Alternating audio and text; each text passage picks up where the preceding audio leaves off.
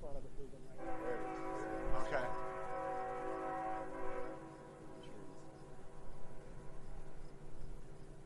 Oh yeah. Gotcha.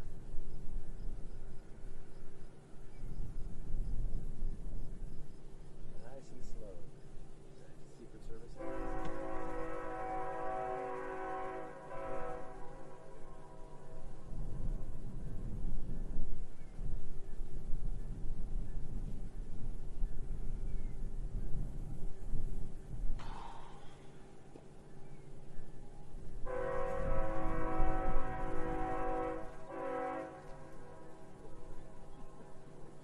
Train. 3 engines and 2 cars. Is that it? I actually shot video of it when I drove by. I just didn't know.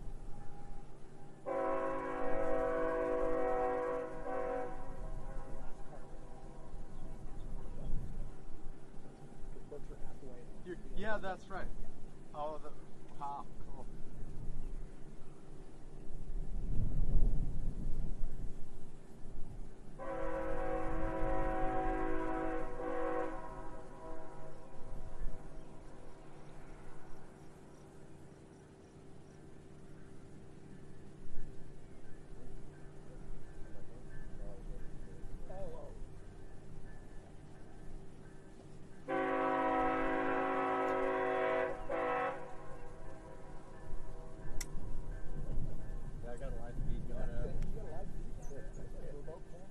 Actually, come on. Let's see if I can get it up.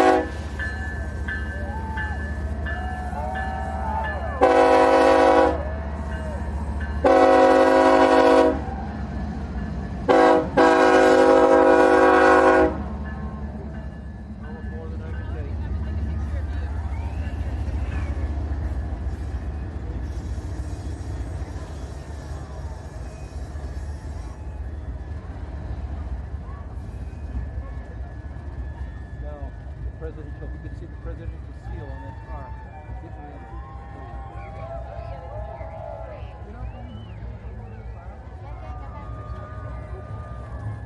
Can't really see what I'm taking pictures of. Just as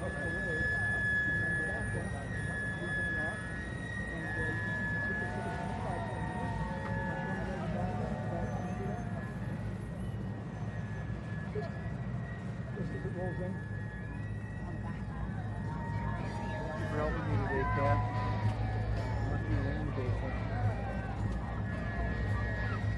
And you play violin too, huh?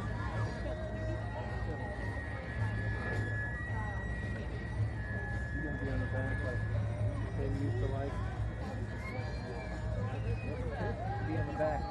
Katie and Abe both did that. And you stop. It's fine. There's a flag there. The flag will go on the street. Come out of it.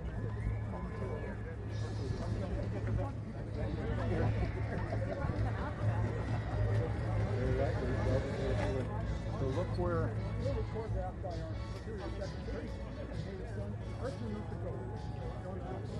speak kids. Honestly, kids are pretty good. Been working overtime all the time. So nice.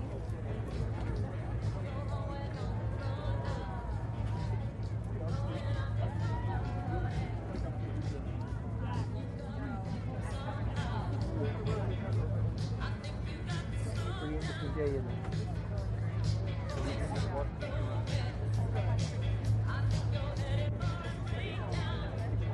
So I'm around the city. I see all the presidents.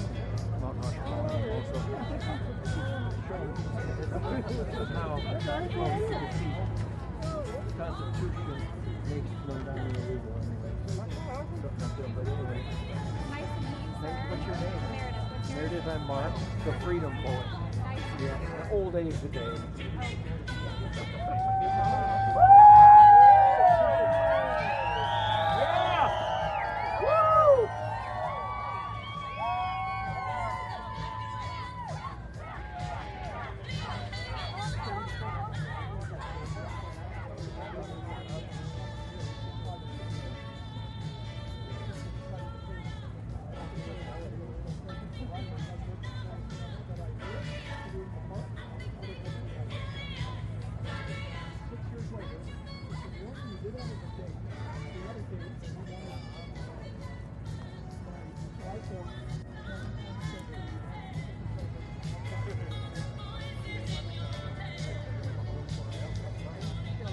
I do. I just have quick transitions. The wide. It's okay. No, I can hold. I can hold right.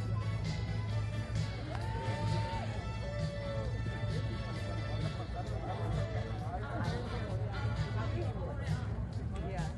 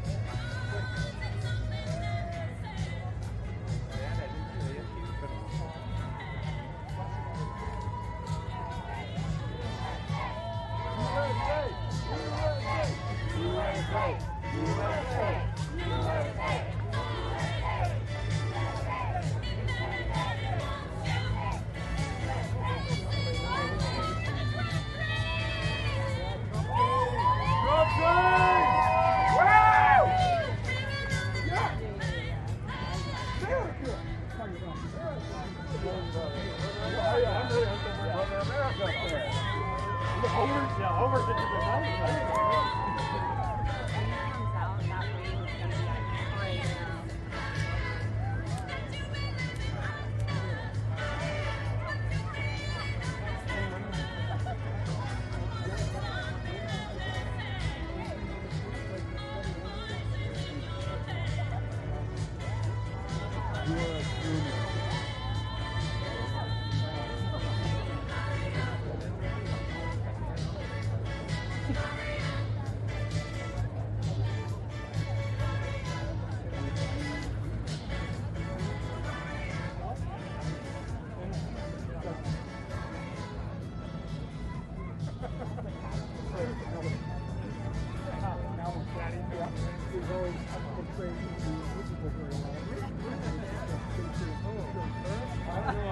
The other thing I'll tell you about the library, there's so many artifacts.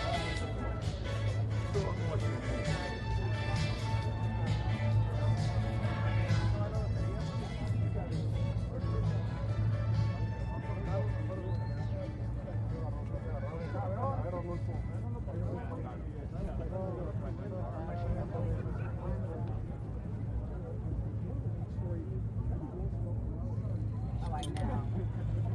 Very cool song.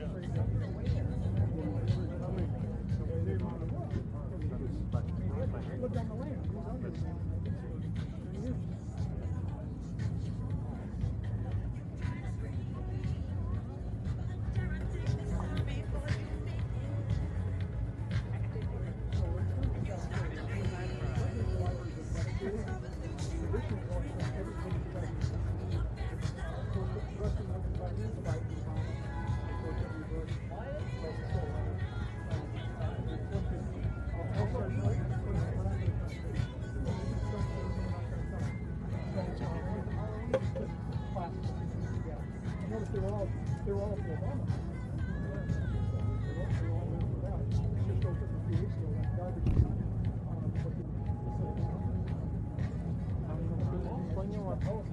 Dando un pinche sueño. La morrita era la fotógrafa también.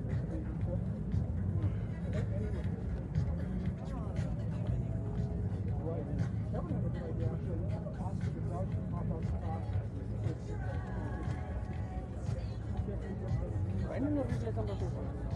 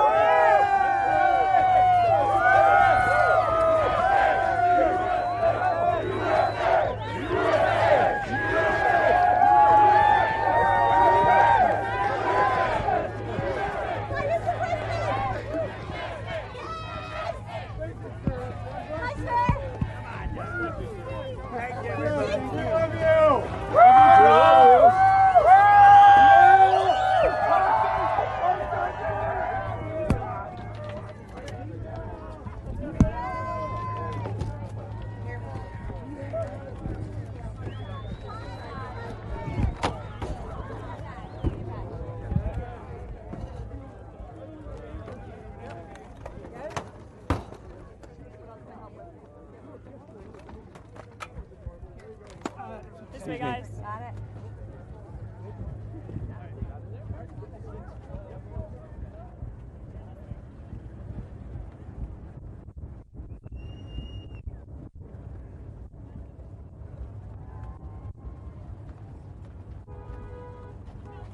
Hey, who has the stick? Here you go. I'll take it, Jack. Keep going, guys. Over to the left. Keep going.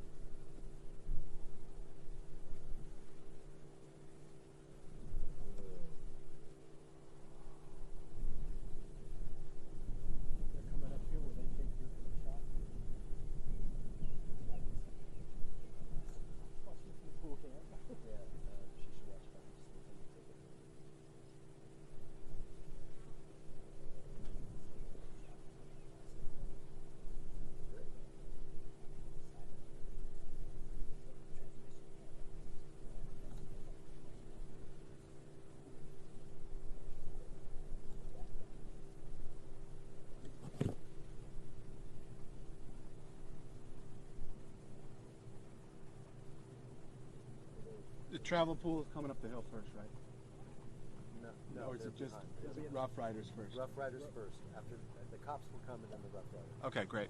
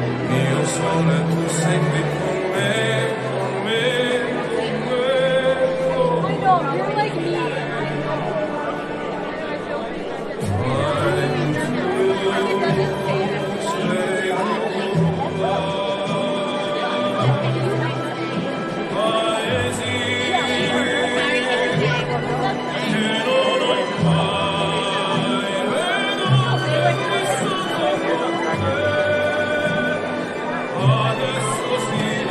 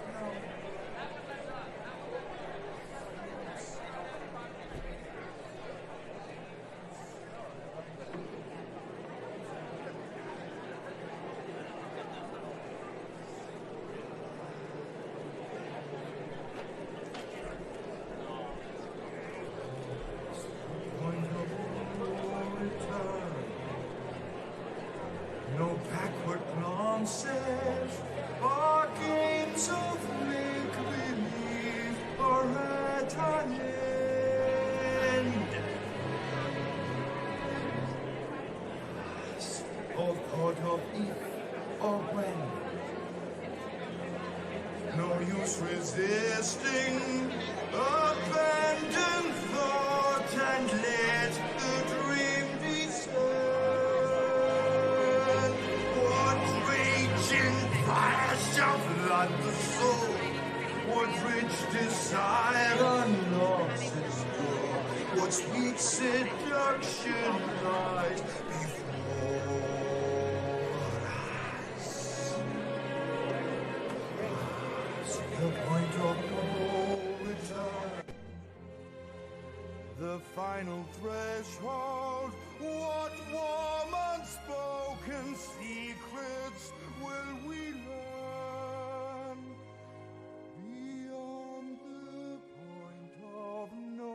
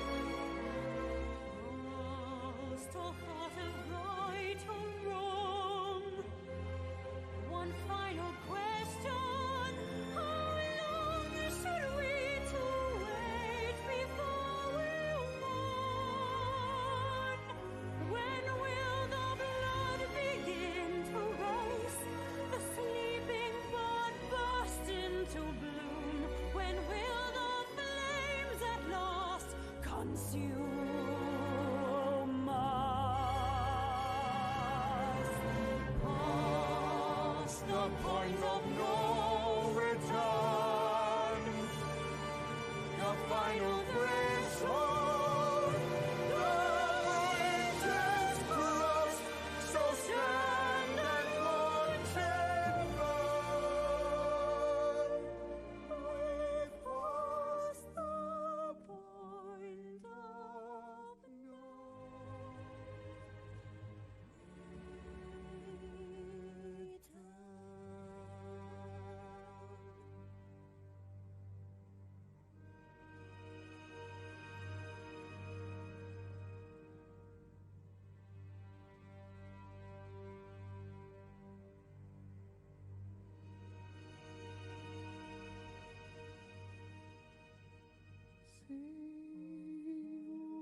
share with me one love, one lifetime. Lead me, save me from my solitude. Say you want me with you here, beside you. Anywhere you go, let me go too. Christine, that's all I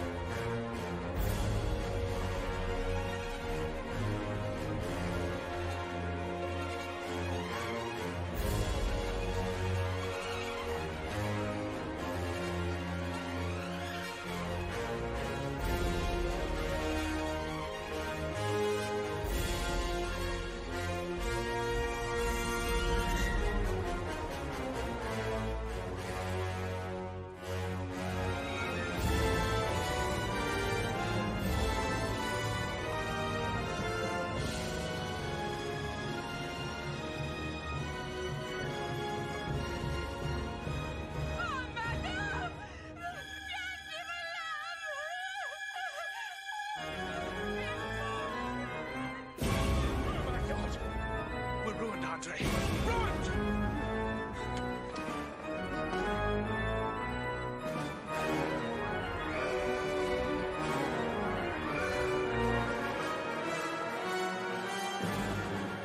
Where did he take her? Come with me, monsieur. I will take you to him. But remember, keep your hand at the level of your eyes. I'll come with you. No, no, you must stay here. Come with me, monsieur. Do as I say. No! Me not working hard. Yeah, right, picture that with a Kodak. Or better yet, go to Times Square, take a picture of me with a Kodak. Took my life from negative to positive, I just want y'all to know that. And tonight, let's enjoy life. Pitbull, Naya, Neo, that's right. I want all of you tonight. Give me everything tonight. For all we know, we might not get tomorrow. Let's do it tonight.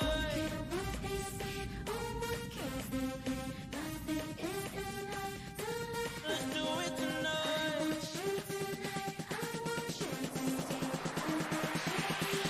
Grab somebody sexy, tell them, hey, give me everything tonight.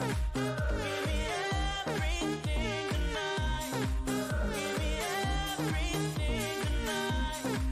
Give me everything tonight. Take advantage of the night, cause tomorrow I'm also due battle, perform for a princess. But tonight, I can make you my queen and make love to you endless. It's insane the way the name growing, money keep flowing. Hustlers moving silent, so I'm tiptoeing. So keep blowing, I got it locked up like Lindsay Lohan. Put it on my life, baby. I'll make it feel right, baby. Can't promise tomorrow, but I promise tonight. Excuse me, and I might drink a little more than I should tonight. And I might take you home with me if I could tonight. And baby, I'ma make you feel so good tonight. Cause we might not get tomorrow. Tonight, I want all of you tonight. Give me everything tonight. For all we know, we might not get tomorrow. Let's do it tonight.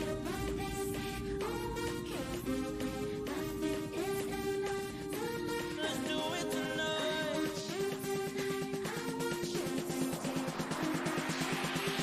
Grab somebody sexy, tell them, hey, give me everything tonight. Give me everything tonight. Give me everything tonight.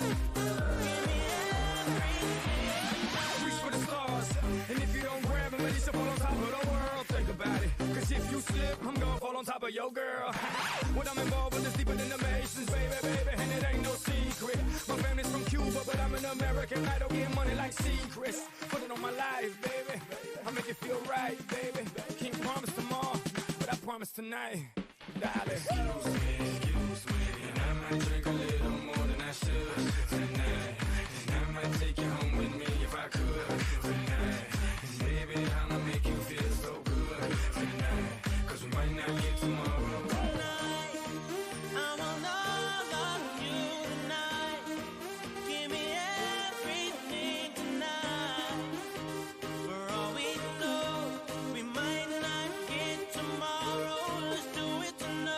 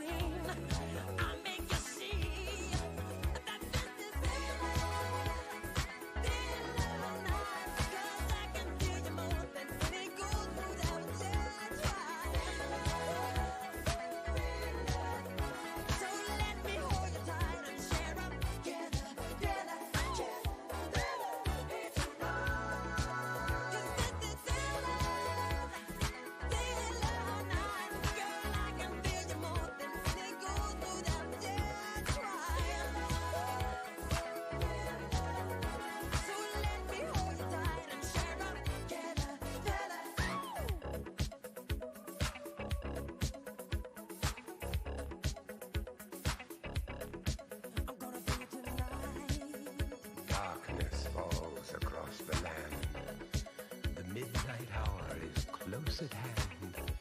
Creatures crawl in search of blood to terrorize your neighborhood. And whosoever shall be found without the soul for getting down must...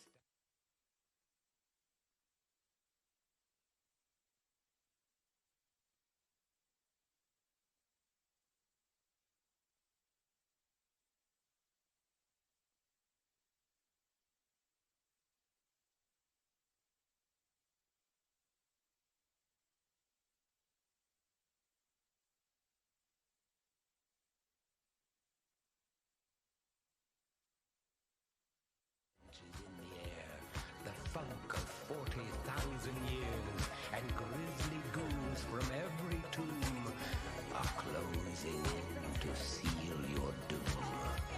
And though you fight to stay alive, your body starts to shiver, for no mere mortal can resist the evil of the thriller.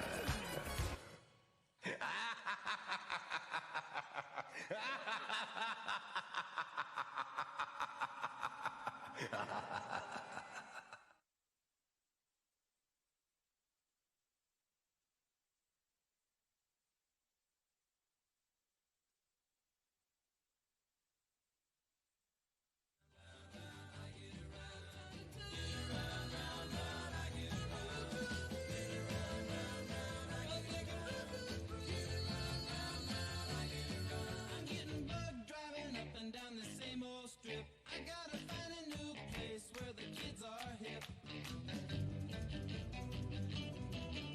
My buddies and me, you're getting real well known. Yeah, the bad guys know us and they leave us alone. I get around, round, round, I get around. Down in town, get around, round, round, I get around. Get around, round, round, I make a real good break. Get around, round, round, I get around. I get around, get around, round, round.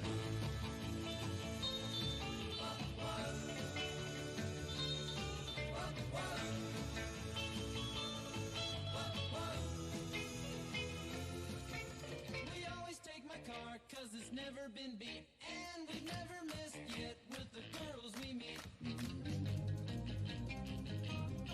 None of the guys go steady, cause it wouldn't be right to leave your best girl home on a Saturday night. I get around, round, round, round, I get around. Get around, round, round, I get around. Get around, round, round, I make a real good break. Get around, round, round, I get around. I get around. Round, round, get around. I get around. Yeah, get around, round, round, I get around. Get around, round, round, I get around. Get around, round, round, I get around. Get around, round, round, I get around. Get around, round, round, I get around. Get around, round, round, I get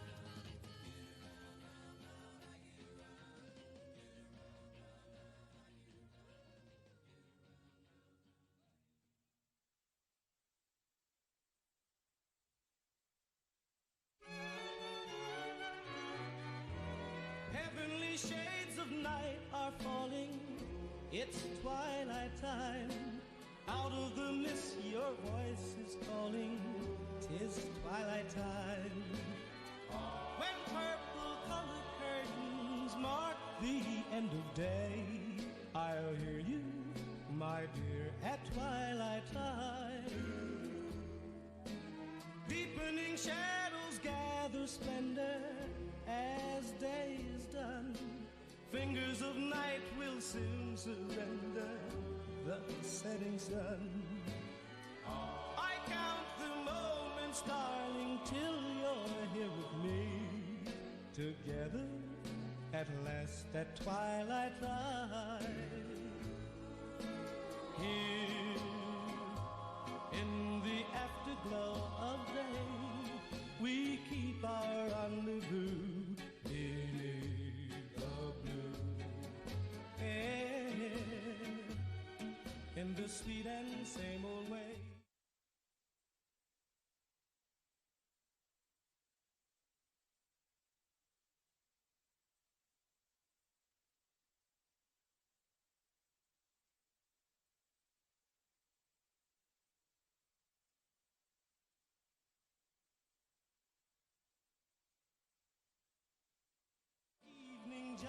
to be with you.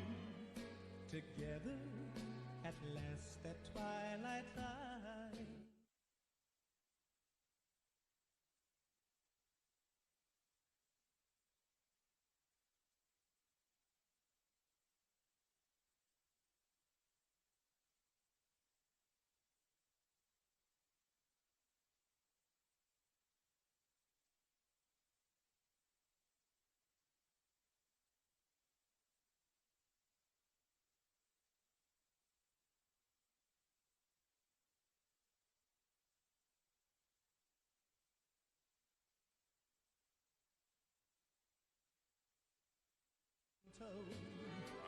Each day I pray for evening just to be with you. Together at last at twilight time. Together at last at twilight time.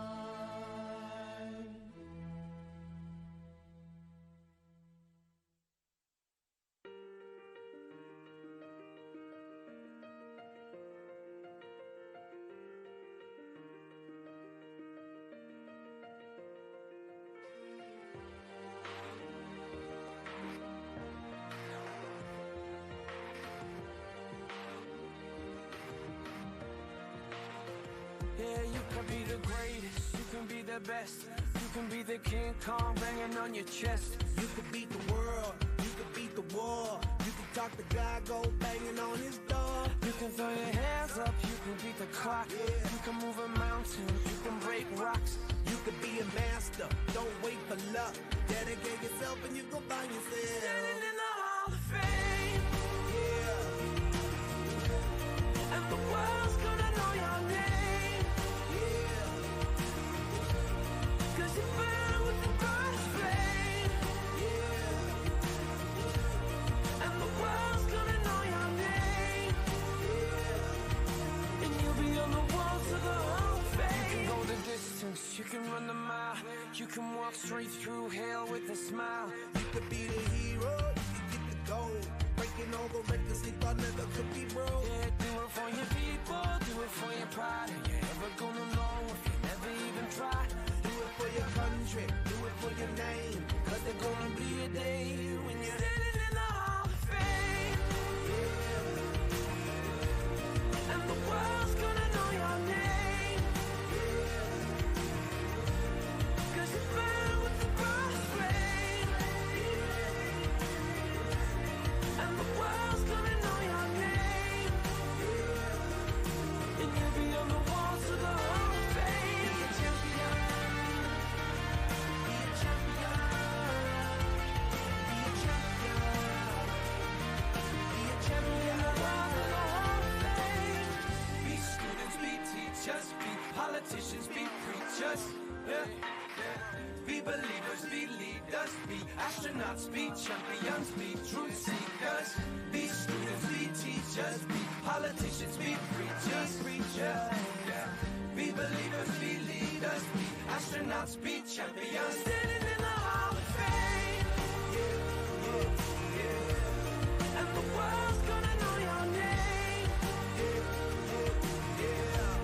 'Cause you burn with the brightest flame. And the world's gonna know your name. And you'll be on the walls of the Hall of Fame. You can be the greatest, you can be the best. You can be the King Kong hanging on your chest. You could be a champion, you could beat the war.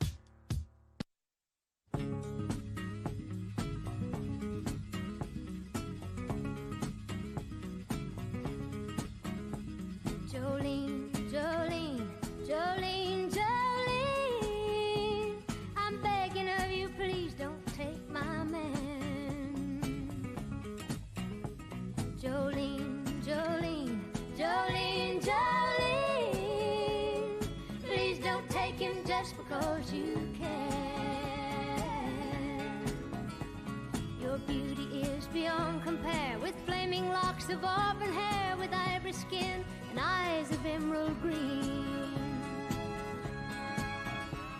Your smile is like a breath of spring, your voice is soft like summer rain, and I cannot compete with you, Jolene. He talks about you in his sleep, and there's nothing I can do to keep from crying when he calls your name, Jolene.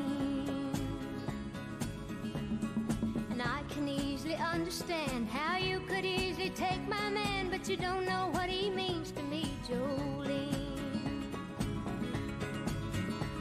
Jolene, Jolene, Jolene, Jolene, I'm begging of you, please don't take my man.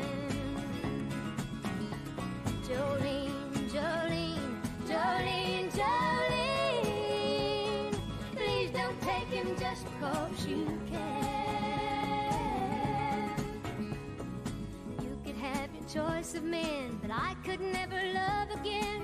He's the only one for me, Jolene. I had to have this talk with you. My happiness depends on you and whatever you decide to do, Jolene.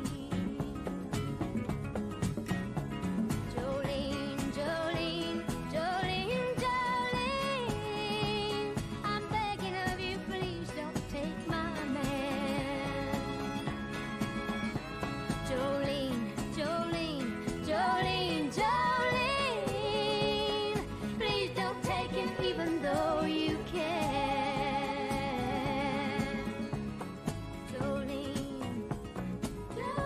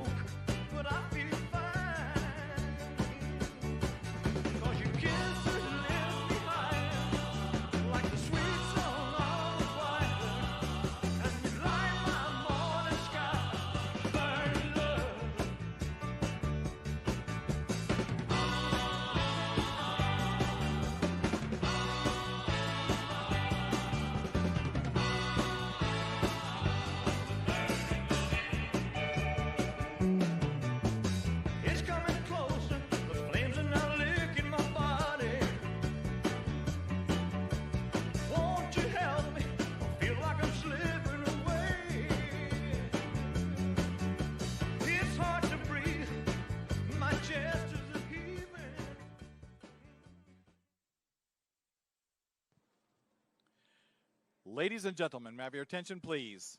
Please take your seats. The program will begin in a few moments. As a reminder and a courtesy to your neighbor, please ensure all electronic devices are in silent or vibrate mode. Thank you.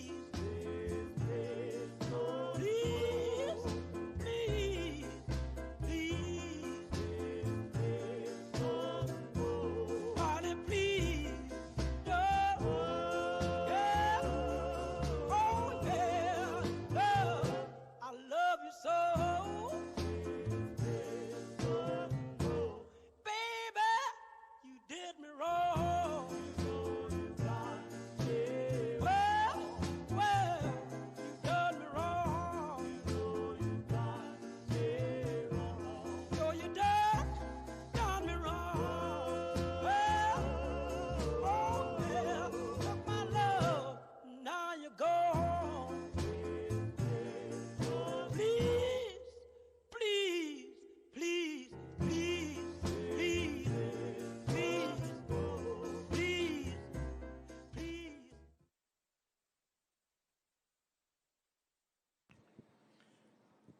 Ladies and gentlemen, please welcome the governor of North Dakota, Kelly Armstrong.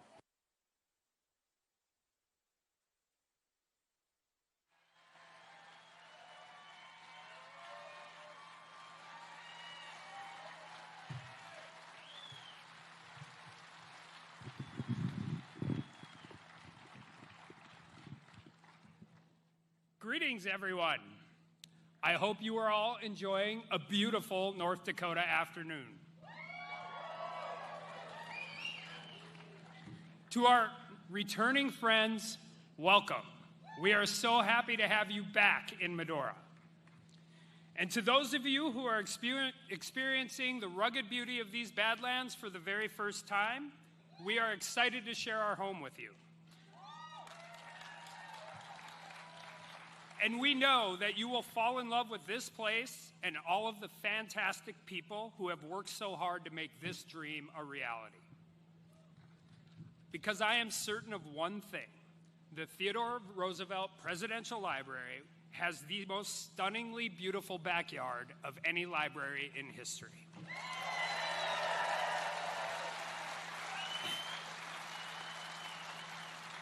And I cannot think of a better backdrop to hear from our president as we celebrate 250 years of American greatness.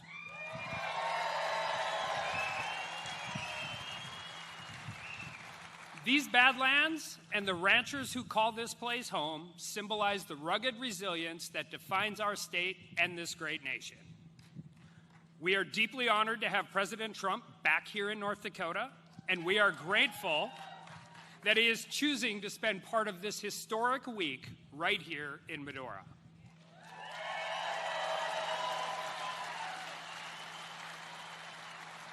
This is President Trump's fourth time visiting our state, his third as president, and we are excited to welcome him back to commemorate our nation's birthday and to celebrate Roosevelt's enduring legacy of leadership, conservation, and citizenship.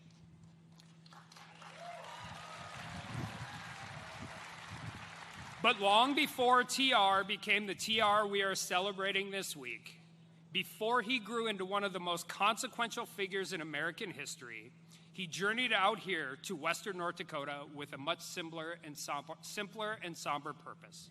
He came here to heal a broken heart. I want to start today by telling our North Dakota piece of the story of Theodore Roosevelt. Because if there's one thing we love as Americans, it's a great comeback story. I know President Trump does. Hell, he's living a pretty amazing comeback story himself right now.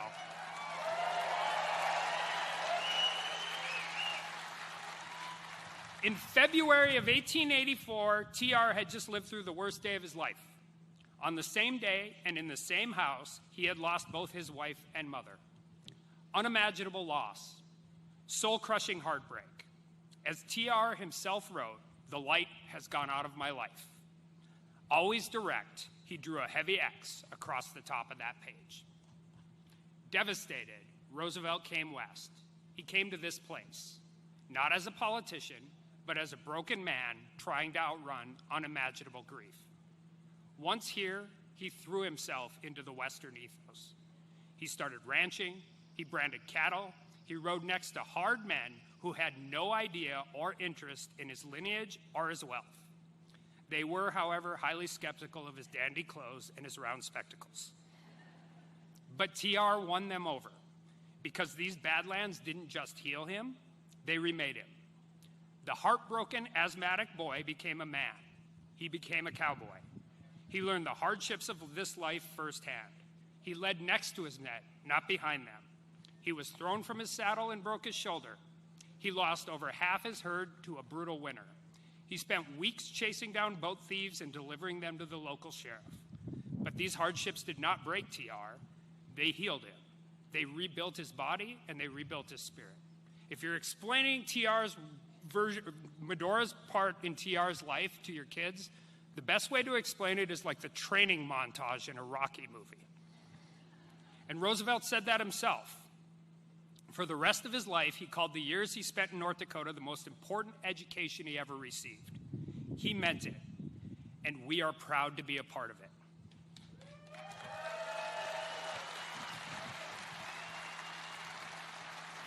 Because before the governor, before the vice president, before the president, before the national parks and monuments, before the Nobel Peace Prize, before the face carved into a mountain, there was a young man who had gotten absolutely knocked flat by life. He came to the Badlands and he got back up. That is a hero's journey. That is an American story. And right here in Western North Dakota, we are excited to tell it. People are going to come here from every corner of the world. And while here, they will come to understand TR the way North Dakotans always have.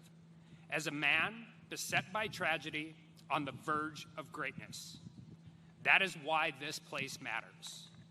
Earlier today, President Trump dedicated the Theodore Roosevelt Presidential Library. Mr. President, you gave TR a home in our state, and we will not forget it. And the world is about to know Theodore Roosevelt a great deal better because of it. We have a lot to celebrate in these next few days. President Trump's visit, a presidential library dedication, a state's favorite adopted son, our nation's 250th birthday, all at once in this small town of Medora. We are up to the challenge as North Dakotans, as Americans. As Roosevelt himself once said on a speech on the 4th of July in 1886 in my hometown of Dickinson, North Dakota,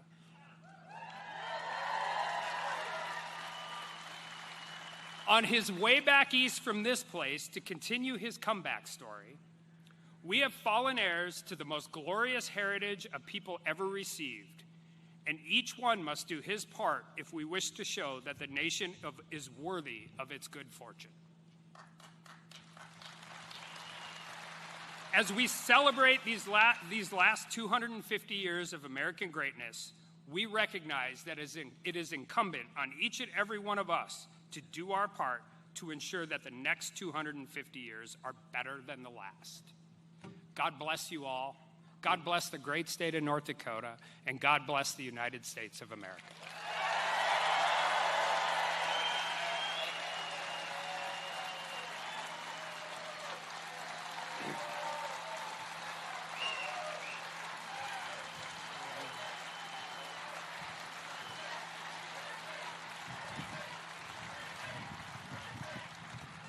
It is now my great honor to introduce our next speaker, Acting Secretary of the Navy, Hung Kao.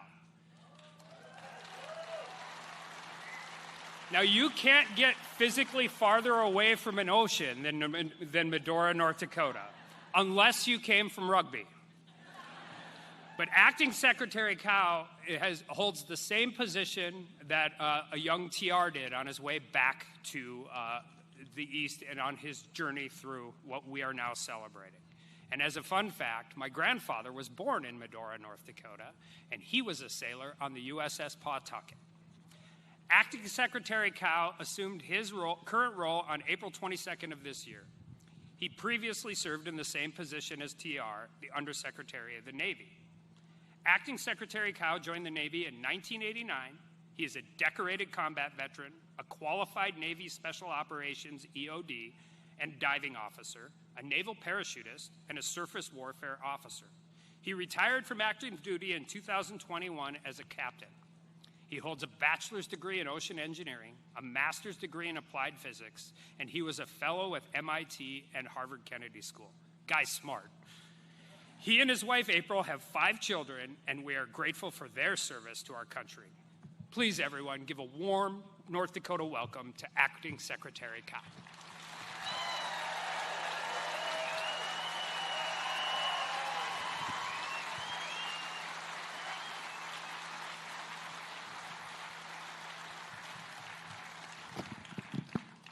Well, first of all, good afternoon to President Trump, Secretary Burgum, Governor Armstrong. Thank you, sir, for this welcome.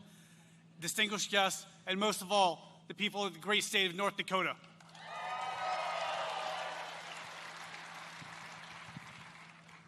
I love being here because for two things. First of all, I love Teddy Roosevelt. Okay, who doesn't? Right? The commies don't. That's who doesn't. And the second thing is I get to represent over 500,000 sailors and Marines who stand watch tonight on the front doors of freedom for our sake so we can be here and celebrate our nation's 250th birthday.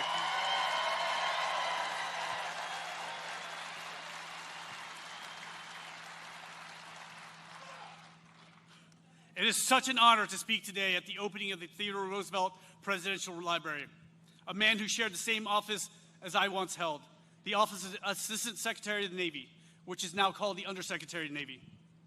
In his inaugural speech in 1905, President Roosevelt said, "Much has been given us, and much will rightfully be expected from us.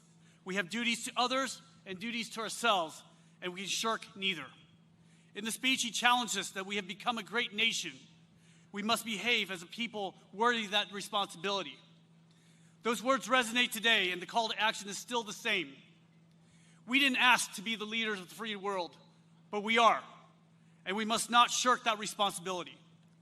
President Roosevelt is one of the most revered leaders, and historians will all agree that he's one of the top presidents in our nation's history. He was yes, he was.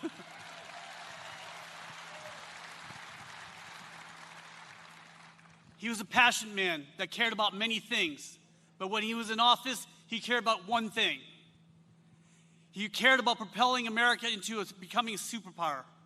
He spoke his mind and fought for the American principles. He believed in and exercised executive power and wrote more than 1,000 executive orders to create everything from national parks to the Great White Fleet. President Roosevelt saw emerging challenges around the world and believed the United States needed a modern, capable fleet ready to defend national interests. At a time when many viewed military preparedness as unnecessary or expensive, Roosevelt argued that readiness was an investment in peace. Roosevelt understood that America's interests required a fleet capable of operating worldwide. He didn't advocate for naval expansion because he sought conflict. Instead, he advocated for it because he believed a strong fleet would prevent conflict. His vision reminds us that ships are more than steel and technology. They're instruments of deterrence, diplomacy, and national power. Every ship, every sailor, and every Marine advances the same objective Roosevelt championed more than 120 years ago: preserving peace through strength. The significance of the Great White Fleet was not measured by the number of miles it traveled or the number of ports it visited. Those ships were built during peacetime, at a moment when many questioned the need for a larger and more capable Navy. Roosevelt saw beyond the challenges of his day and understood that readiness could not wait for a crisis. His foresight would soon be validated. When World War I erupted less than a decade later, many of the same ships and sailors of the Great White Fleet were ready to answer our nation's call. They trained thousands of new recruits, protected America's coasts, supported wartime operations, and brought American soldiers home after victory was secured. The strength that had been built in peace became the source of security in war. In that sense, the Great White Fleet was more than a demonstration of American power. It was a testament to Roosevelt's belief that preparedness is an investment in peace. He understood that the strength forged during calm seas is what enables a nation to weather the storms ahead, a lesson that continues to guide the United States Navy more than a century later. They just don't make leaders like Teddy Roosevelt anymore. Or do they?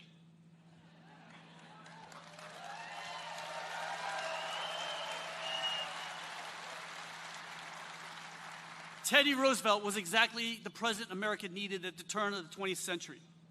120 years later, in the 21st century, we have another great American who believes in American greatness, Donald J. Trump.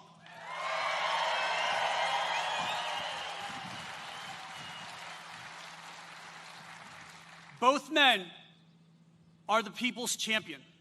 They heard the grievance of the American people and delighted in their longing for exceptionalism. Both took the side of the common man against the powerful, despite their own affluent upbringing. They returned to us our American birthright of excellence, and we love them for it. Just as the Great White Fleet extended America's reach globally, today the Golden Fleet continues the legacy, delivering aid, providing security across the 7 seas, and destroying the enemies of peace. Just ask Iran.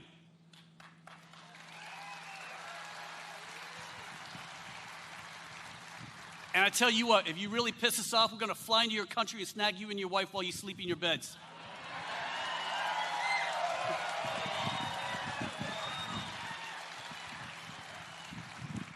The ships of President Trump's Golden Fleet may look different from President Roosevelt's Great White Fleet, but the principle remains the same, that a prepared nation is better positioned to deter its adversaries, reassure its allies, and protect its interests. As we open Theodore Roosevelt's Presidential Library today, we renew his vision, which parallels President Trump's America First legacy. In 3 days, we will celebrate our nation's 250th birthday. Booyah, America! May we never forget that freedom was never and will never be free. It's paid with a price, and there's always a price. May God bless you. May God bless the armed forces of America, and may God bless the United States of America. Thank you so much.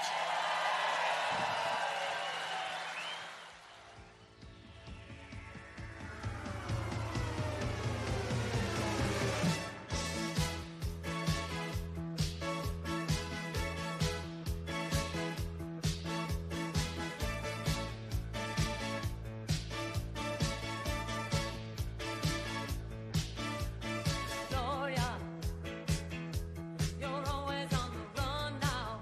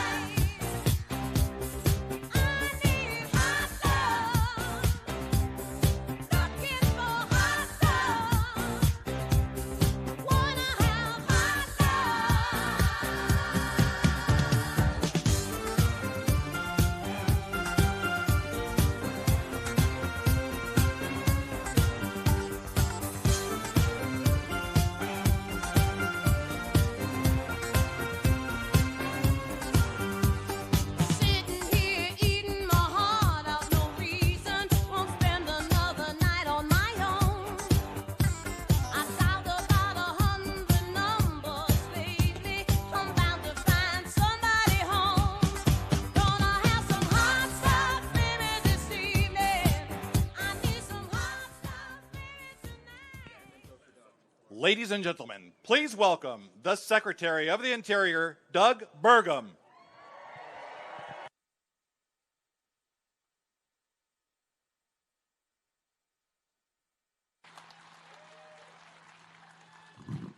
Hello, North Dakota.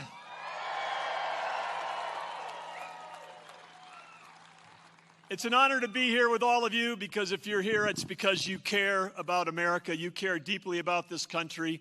You care about where it's going, and you care about the people that live on this land and make their living working off the land.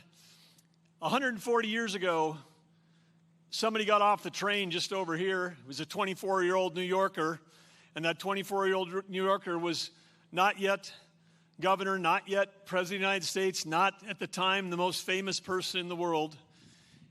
He was someone that came west to ranch, and he learned about what it was like for hard work and the working people, and that transformed his ability to lead, and he transformed himself, and then he transformed our country.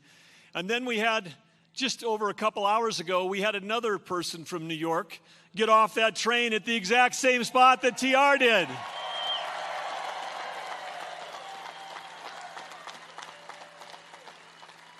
And you know who that is. You know me, and you know that I know hard work, and I have never worked with or for anyone in my life that works harder than the person I'm about ready to introduce. I'm talking 20 hours a day, 7 days a week. And when he's working for all of you. He's working for the American people. And I'm talking about someone who we just moments ago completed the dedication of the opening of the Theodore Roosevelt Presidential Library and Museum here in Medora, North Dakota, at the entrance to Theodore Roosevelt National Park, the only one of our 63 national parks named after a person instead of a place, and what a place it is. But he's here because of all of you. Please give an incredible welcome to our 45th and 47th President, Donald J. Trump.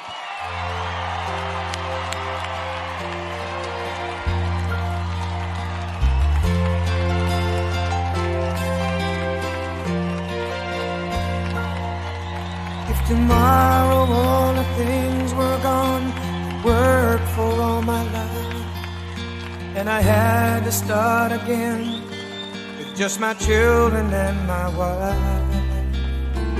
I thank my lucky stars to be living here today, 'cause the flag still stands for freedom, and they can't take that away. And I'm proud to be an American, where at least I know I'm free. And I won't forget the men who died, who gave that right to me. And I gladly stand up next to you and defend her still today. 'Cause there ain't no doubt I love this land. God bless the USA.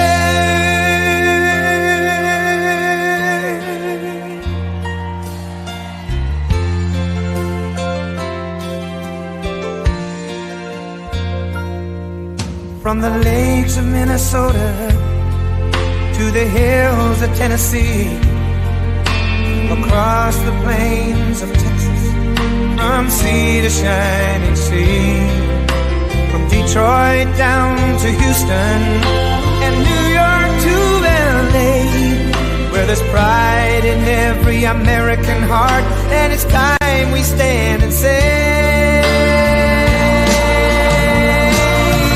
that I'm proud to be an American, where at least I know I'm free. And I won't forget the men who died, who gave that right to me. And I gladly stand up next to you and defend her still today. 'Cause there ain't no doubt I love this land. God bless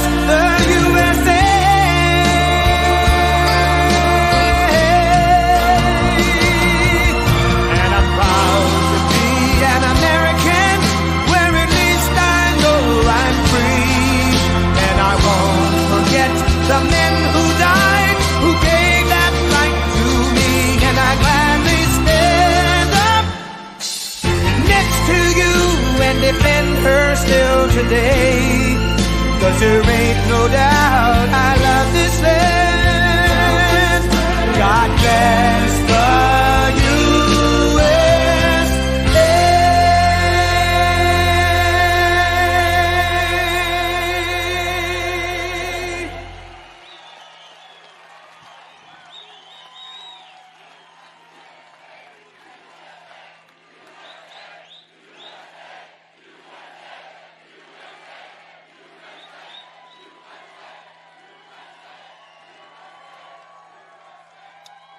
Well, I want to thank everybody. This is an honor. We love you, and you've been so nice to me with those votes. We set every record in the book.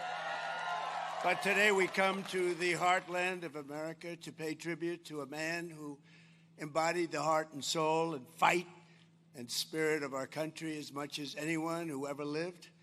And he's a very special man, and that's why I'm here, President Theodore Roosevelt. And he loved your community. He loved your state. And he was quite something. He was really quite something.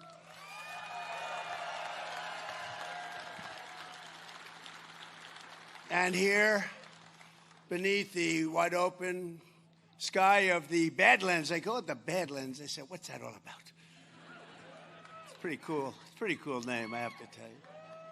On the steps of the burning hills, we dedicate a living monument to a legend, a statesman, a soldier, a frontiersman, and a true American hero.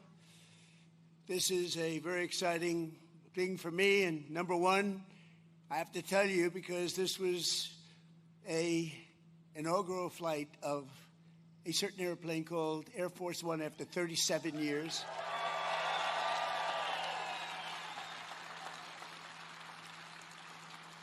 And it's a great plane, and we had a lot of fun with Doug and everybody coming over. But we talked about Theodore Roosevelt a lot because he was something that was really very special. And number two, because I'm honoring Theodore Roosevelt, and that's the man who I have long admired. He's one of the few. I don't admire too many people, I have to tell you. There's not a lot of people out there. And number three, I'm back in North Dakota because I won this state with the most votes in the history of the presidency. Thank you. Thank you very much.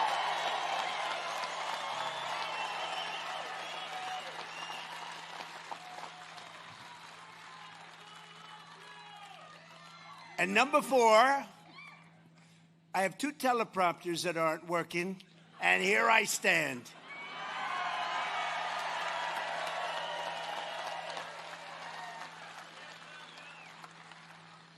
But TR once observed that I would not have been president about himself had he not been, and had it not been for the experience in North Dakota. He had a great experience here. It really shaped him so much.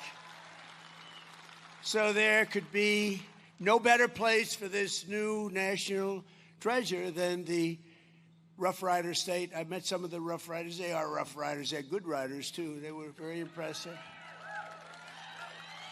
Today, 107 years after he passed into eternity, Theodore Roosevelt's Presidential Library opens its doors, and the small town, but very great town, and today it's a very famous town because that's all they're talking about, of Medora opens its arms to the entire world. The entire world is watching. It's not a big town, but it's a very powerful town because of what was left behind.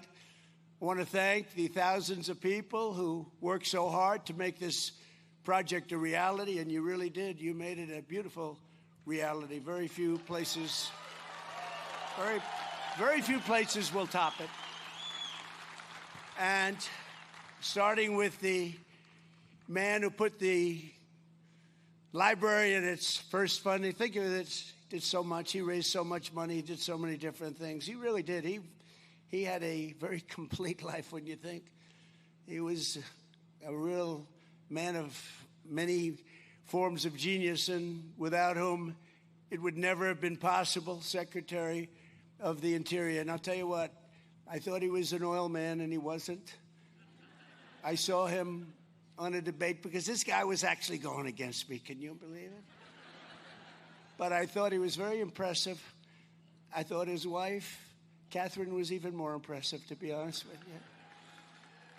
And so impressive that I said, he's a good man. That guy's all right. But he's been fantastic. He's been a tremendous Secretary of the Interior and the best ever. There's never been a Secretary of the Interior like Doug Burgum. Thank you very much. Thank you. Never been.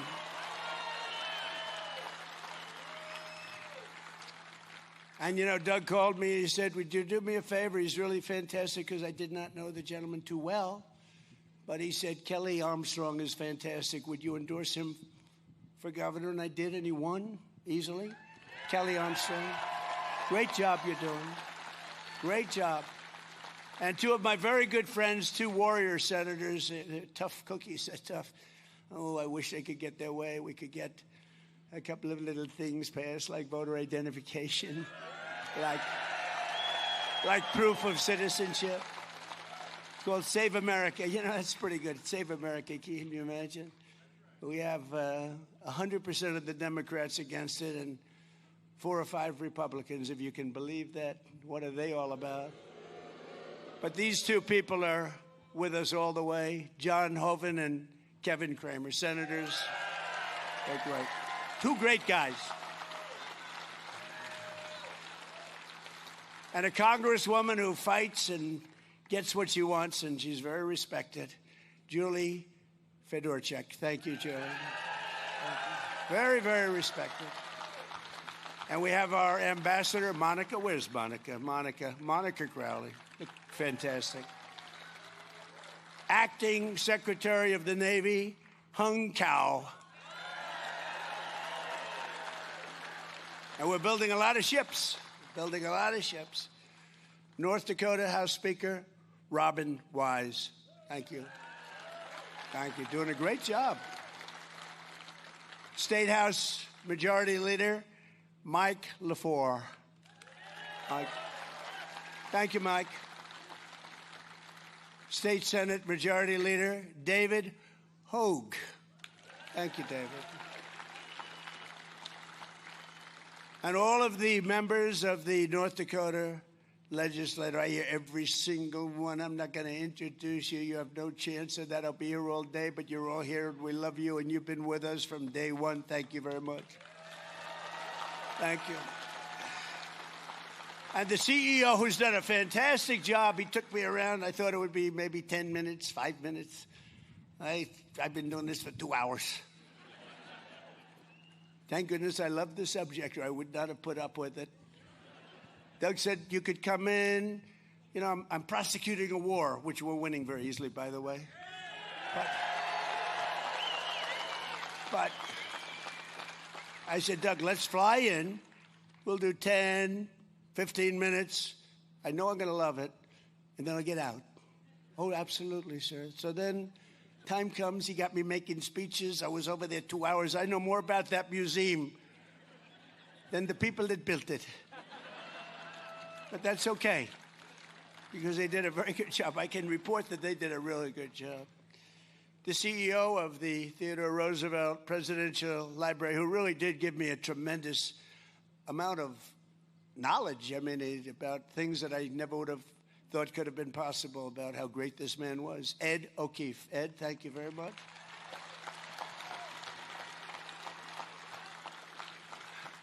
And two of my sons are here, Eric and Don.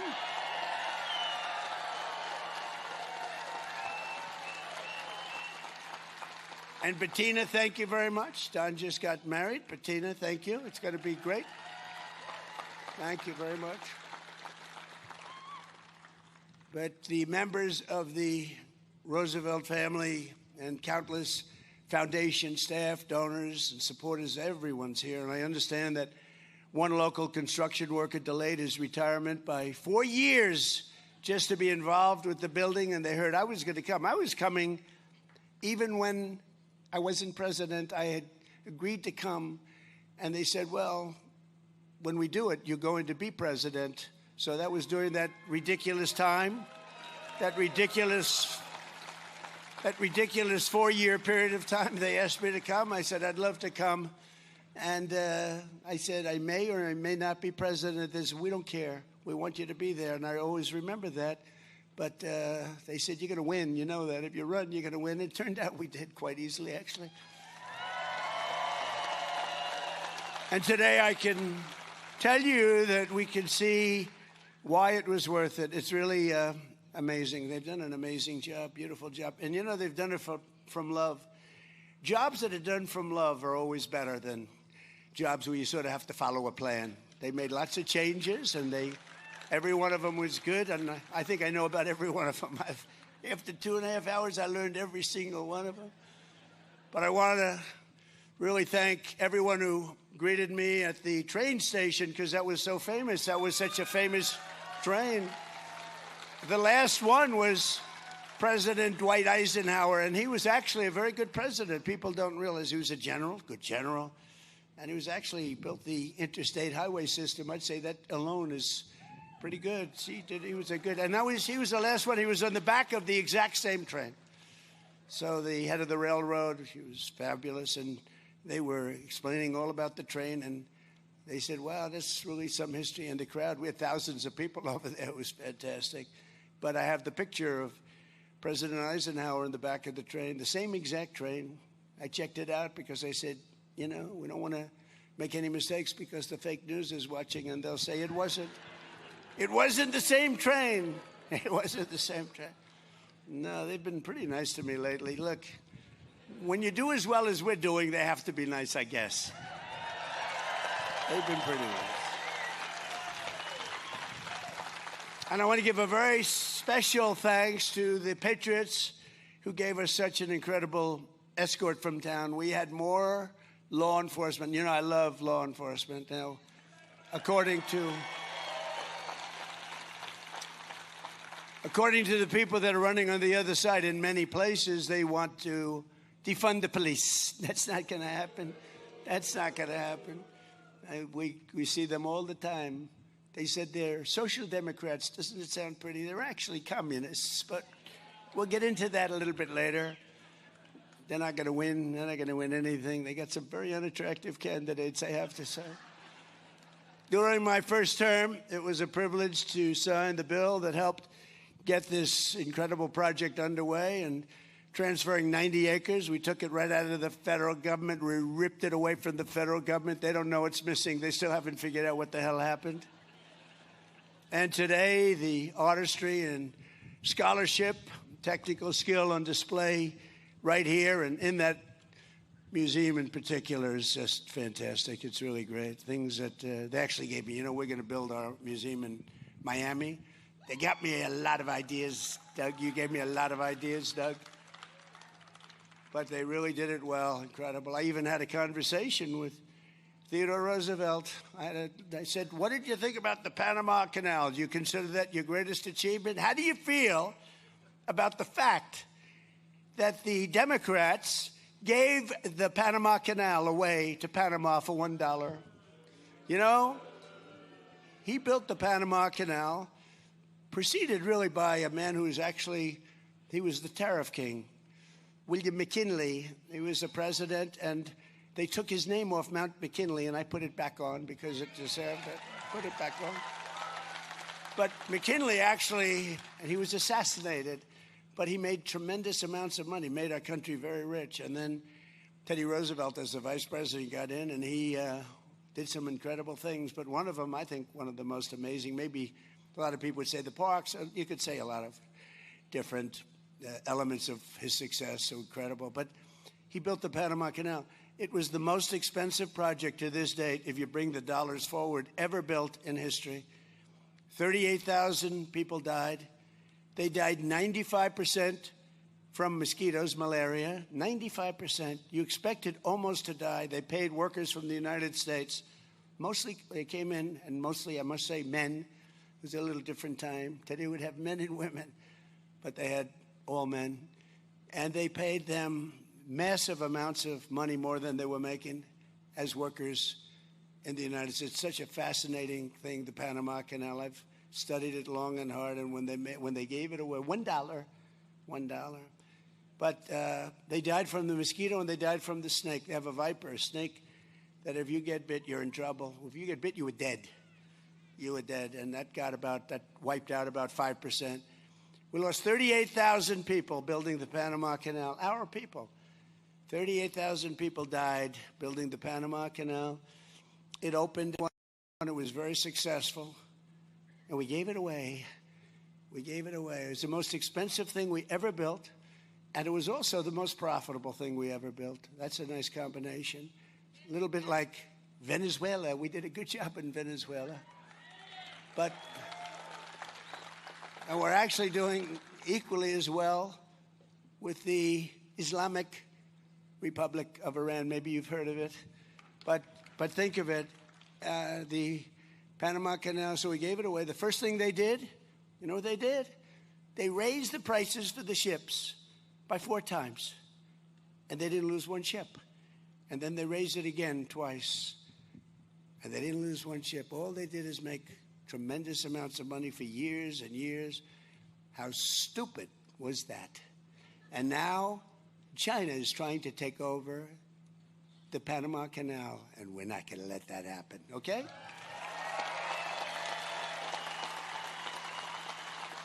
And that was not part of the script, because I don't really have a script because this thing doesn't work. It's appropriate. The one on my right is slightly better than the one on my left. The one on my left is a waste of time. It's a little like politics. The one on my right is a little bit.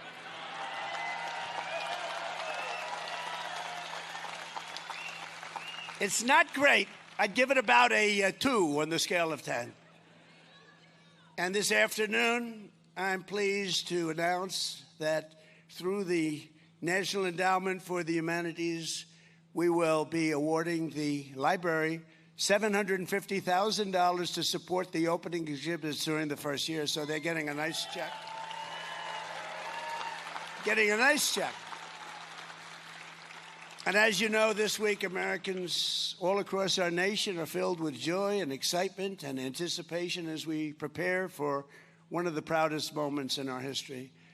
250 years, think about that. 3 days from now, we will celebrate the 250th anniversary of the signing of the Declaration of Independence. What a document that was.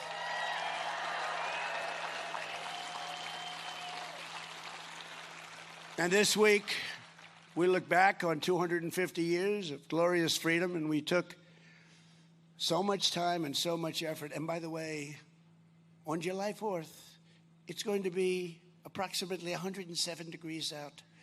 And I'm going to go and I'm going to make a really long speech just to show that I can do anything. It's going to be 107. But you know what? They also predicted the fight that we had 3 weeks ago was unbelievable at the White House. They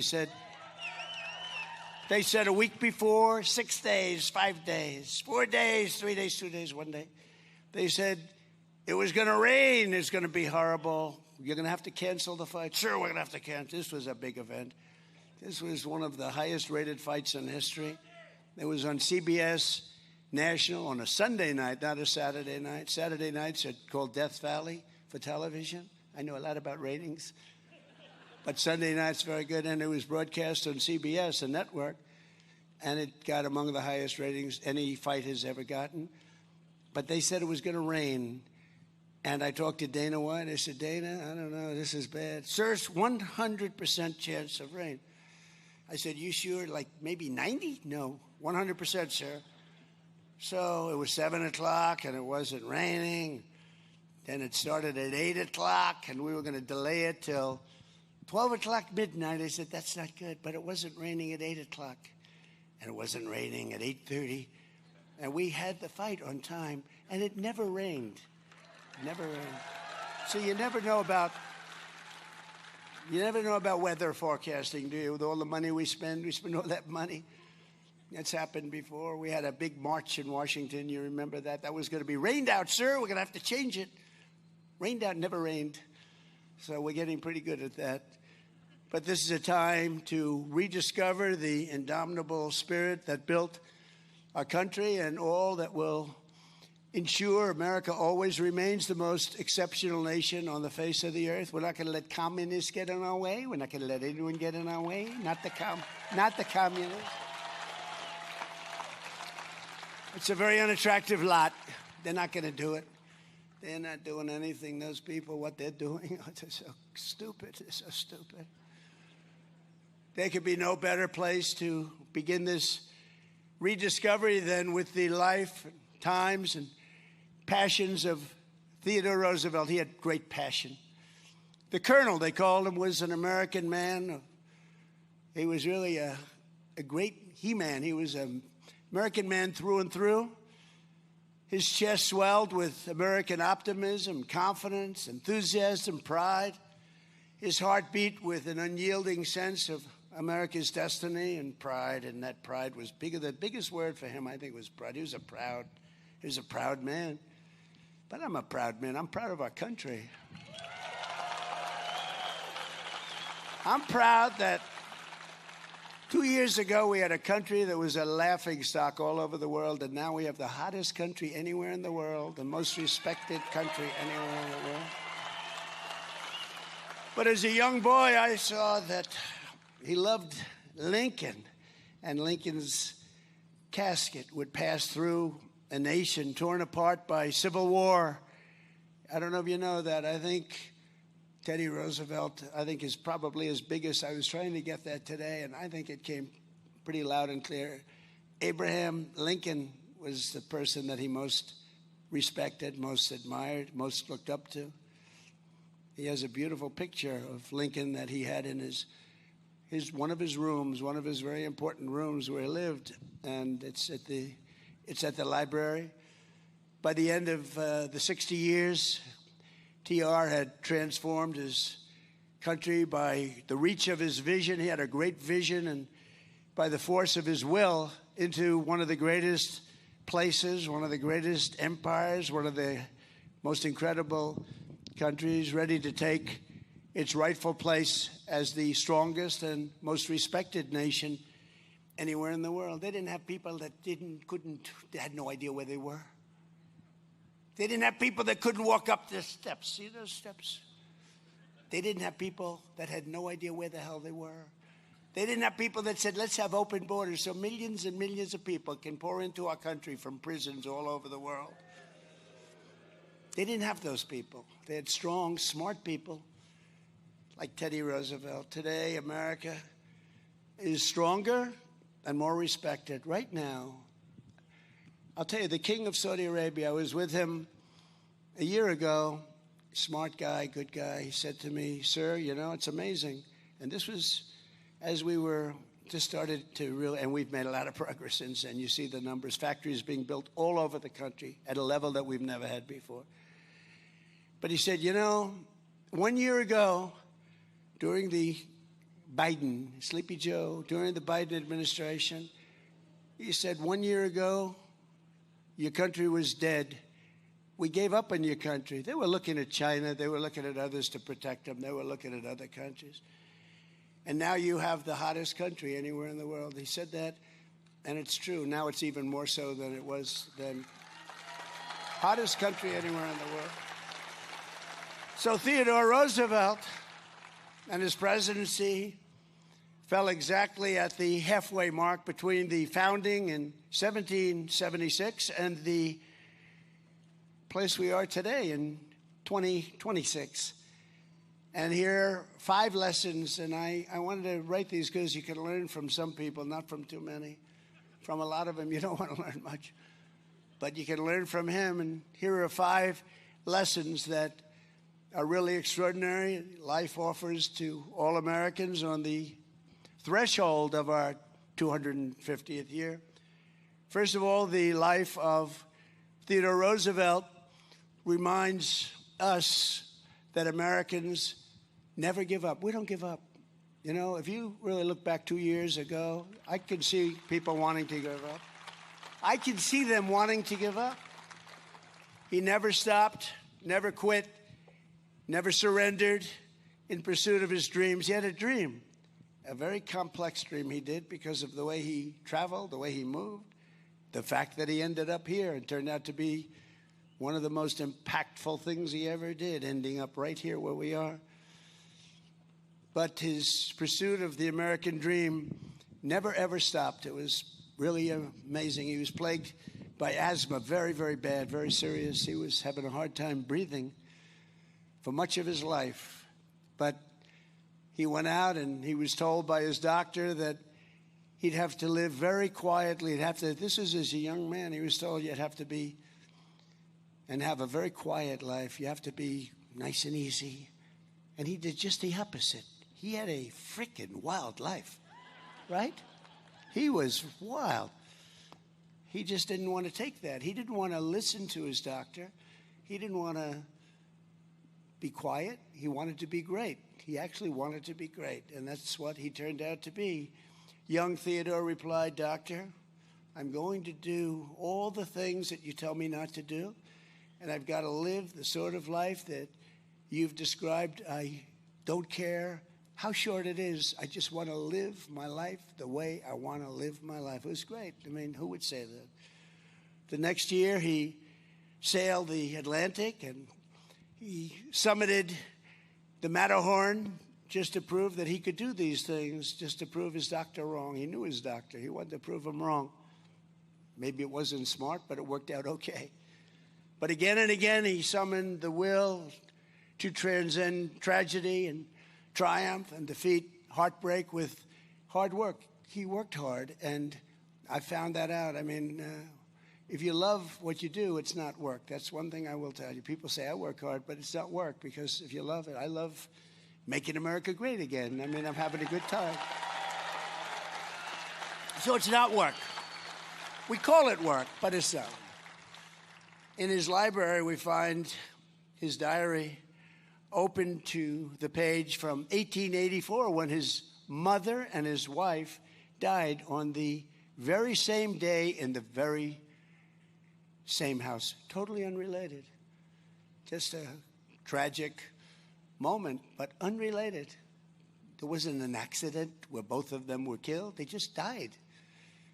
And he came back home and he said, "What happened? They're both dead." Different parts of the house, had nothing to do. It's just an amazing. Wife was very young. Mother was older, but she was getting by. "The light has gone out from my life," he wrote. But Theodore Roosevelt did not surrender to fate. He came here to Medora and made himself fate's master. I said, I want to be fate's master. He wanted to turn the tables, and he really showed that that's what Americans can do. That's what people can do, beyond Americans. That's what people can do if they really believe and they set their mind to it, and if they're competent. I mean, you have to be competent. You have to be smart. It's nice to say anybody can do it. Not anybody can do it. They'd like to say, oh, anybody can do it. No, no. But he was a special person. He arrived at this town narrow-chested, 140 pounds. He looked pretty bad to the people here, because they're pretty tough people around here. Never changed. He was sick. He was shattered from the death of these two people that he loved the most. And his body and his spirit were pretty much broken. Not broken enough, but pretty much broken. If they were broken all the way, he wouldn't have been able to do what he did. He left here 2 years later. He weighed 40 pounds more, and he was strong as an ox. They say it was 40 pounds of muscle. I don't know how the hell that happened. They didn't have modern-day drugs. Of course, the modern-day drugs don't do that either, do they? In fact, they actually take away the muscle. That's not good. How are we doing, doctor? Well, you lost a lot of muscle. That's not good. But we didn't have any of that. He was 40 pounds of steel, the vital man of vigor, who would become president of the United States not that long after he left. Wow, that's amazing. I know what it takes to do that. It's tough. As a sheriff's deputy, he heard 3 thieves had stolen the only boat in town, so he built another, and over 3 days chased the criminals 300 miles. He wanted all those poor criminals. We need a little bit more of that in our country, but we do pretty good. We have the best border we've ever had. We do pretty good. Think of it. We have the best border, strongest border. We went from the worst border in history in 3 months to the best border in history, so we do okay. But he was a man who could get crushed beneath a horse. He was crushed. Get up, and he kept riding. People said, you got to get back. We got to get you to, no, I'm going to keep riding. He could take a bullet to the chest, stand up, and keep speaking. He had a little luck. He had a lot of paper there. I saw it today, a bullet hole right through both of them. But so got lucky, but other people wouldn't have done what he did. He could feel sick, and he was often feeling sick. Deep in the Amazon jungles, he would get extremely sick. Maybe he shouldn't have been there. He knew what was happening. It was a very dangerous place from that standpoint, from the standpoint of catching some pretty bad diseases, and he caught them. And yet he carried on when he was half dead, and most people think he was going to die. They thought he was going to die. They said, Teddy Roosevelt is going to die, but he carried on, and he was still standing. He never sat. He never rested. He just kept going. As America turns 250 years old, we look at this remarkable man, and we recall that with effort, determination, and drive, there is nothing that Americans of competence cannot do. Nothing.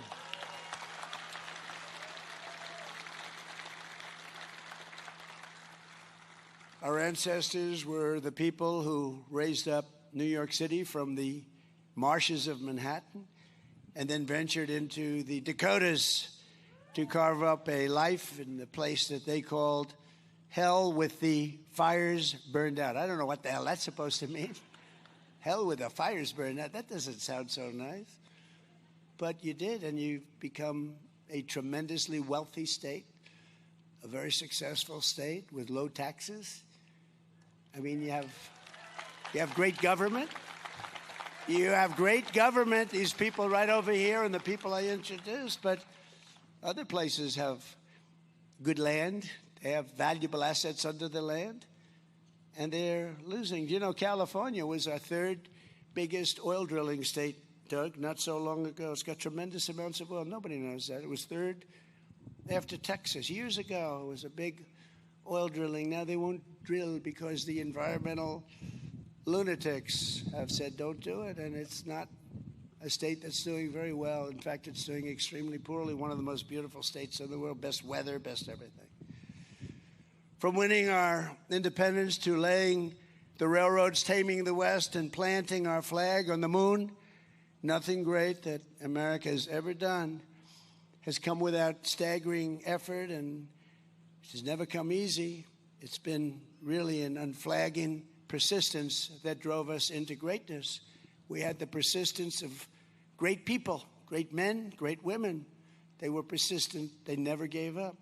This country was built on the conviction that just because something is hard to do, that only means that Americans try even harder, and they succeed almost all the time.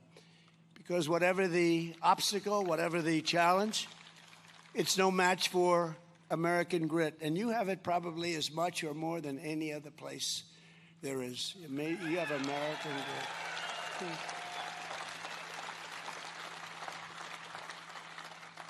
And second, Theodore Roosevelt reminds us all that to be a great nation and to be a free nation, we must have courage. Without courage, you have nothing. As TR once put it, freedom is not a gift that lasts long in the hands of cowards. How about that? It doesn't last long in the hands of cowards. What a great statement.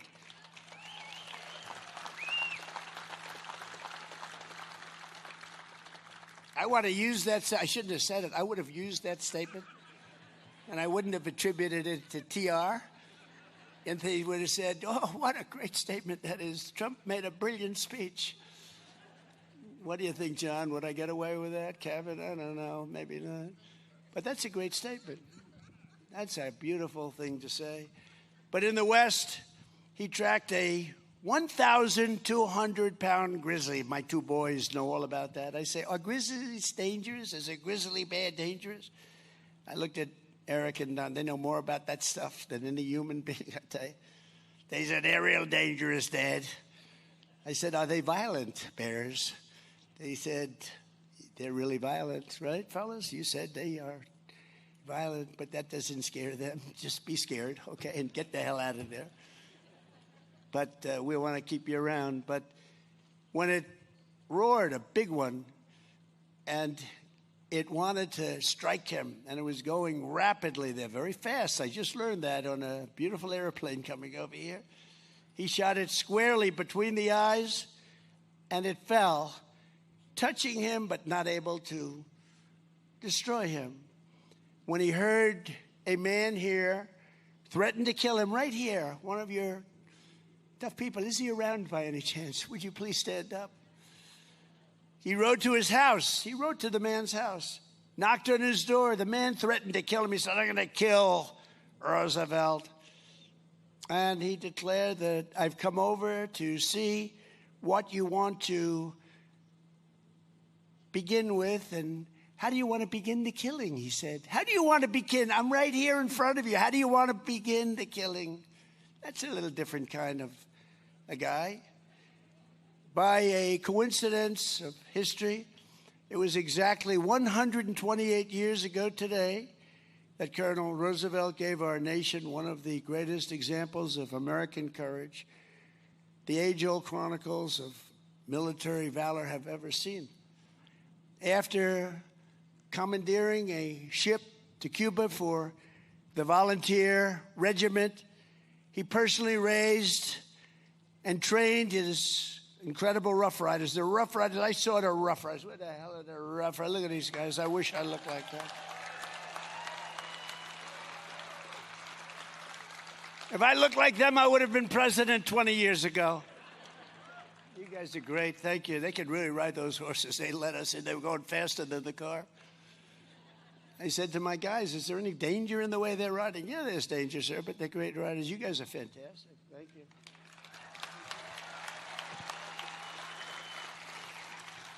But he led the Rough Riders in their heroic charge up San Juan Heights. And with malaria coursing all throughout his veins, he was really sick.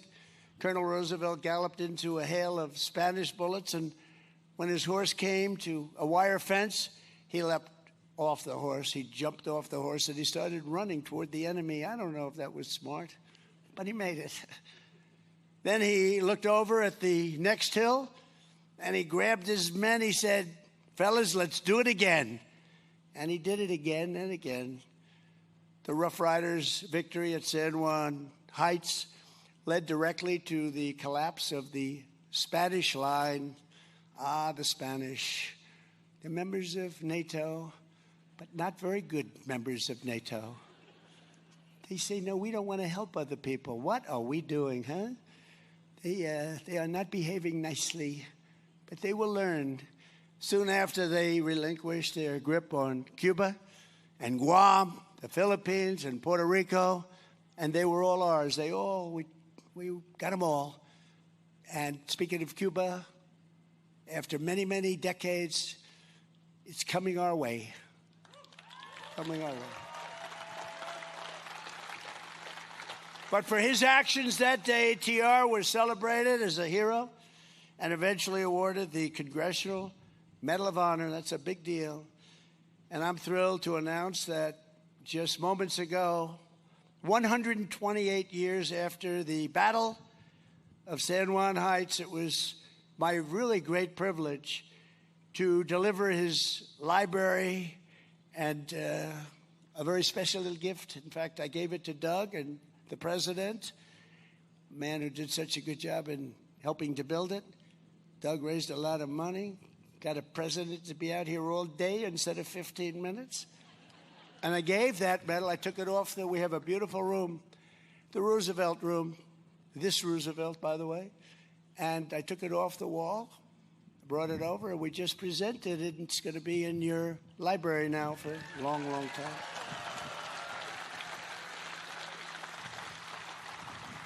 And it'll be displayed alongside the Medal of Honor earned by his brave son. His son was brave. It's genetics, you know. It's like the racehorse theory, right? Fast horses. Theodore Roosevelt Jr. on D-Day, he also received that incredible acknowledgement, except for Arthur and Douglas MacArthur. Arthur was his son, Douglas MacArthur, great general. They're the only father and son pair to receive our nation's highest military award for courage above and beyond the call of duty. Now, as I see my two beautiful sons sitting there, I think I'm going to give one to myself, one to them, and we'll have a threesome, okay? I'll pick out one of the two. I'll give them the Congressional Medal of Honor for something, for their genius at hunting. And I'll get one for taking on Russia, or something. And we'll have a third pair. No, I'm only kidding. But I have seriously thought about, now this is dangerous to say because the fake news is up there all over the place. And when I joke, I learned early on, don't be sarcastic in politics. But I actually said a few times that I've seriously thought of giving myself the Congressional Medal of Honor. Now, everyone knows I'm doing it with a chuckle, but then they report, he wants to give himself the Congressional. So I don't say that anymore. It's very dangerous to say. But it is the highest award, and they had a father-son get it, and that's a tremendous tribute to a genetic pool. As we enter the 250th year, Americans must never forget we are a historic and heroic people with a heroic spirit and a heroic purpose. And in this world, we are a very special group. American courage won our independence. It liberated millions and millions from slavery, rescued billions from tyranny, and sustained American liberty for 2.5 centuries. And we're not going to lose it to this group of losers. Oh, can you imagine? Have you seen these people? Have you seen these people? The press is just building them up. They're losers, okay? They're nasty people, but they're losers. We'll teach them. We're going to teach them. They're not going to hurt our country. Without courage, there is no America today. If you don't have courage, we wouldn't have America today. We wouldn't be close. Third, Theodore Roosevelt believed in the America that really works and worked. He refused to accept failure, mediocrity, corruption, decay, or decline, and neither should we. That's why we can't take this nonsense that's going on right now. We're not going to take it. The first public cause he ever supported was a bill to fix the streets in New York City. He was very New York City and New York-centric. You know that. That's where he came from. He was a pretty rich family. As the Civil Service Commissioner, he fought tooth and nail to return federal hiring to a principle called merit. Merit. Isn't that nice to hear? And by the way, do you know, a little while ago, not in yesterday's decisions, where we actually had a good day except for birthright citizenship, which will work out some way, but we had something called, do you know what we're talking about? We had something that gives back tremendous power to the President of the United States, and we won that, I think, 6-3, and it was taken away from another Roosevelt. It was taken away from FDR in 1932. It was taken away, and for almost 100 years, that's been up for grabs. Slaughter, it was called, the Slaughter case. And a lot of people didn't think it would ever be won, and we won it 2 days ago in the Supreme Court. It gives power back to the president at a time where the president really needs power. It's a great decision.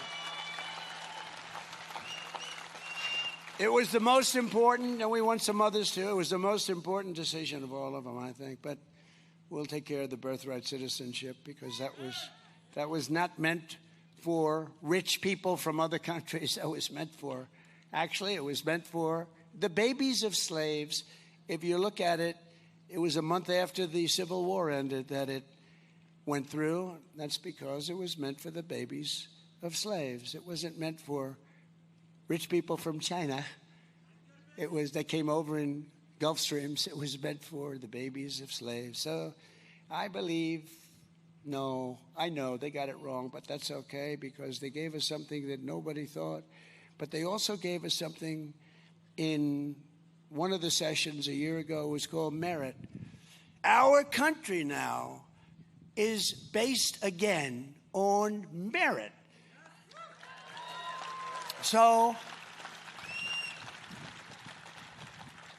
if you're a student with very average marks and you looked a certain way or you acted a certain way or whatever, and you get into the finest school in the world, and then you're somebody else that looked a certain way or acted a certain way, and you have all A pluses, and you have all great marks and board numbers that are through the roof, way above other people, but you don't get in, they get in, it's all over with. It's based now on merit. I don't even know if people know. The fake news didn't want to cover it. To me, that's one of the greatest decisions. And that took courage of the Supreme Court because our country became great because of merit. We became great because of merit.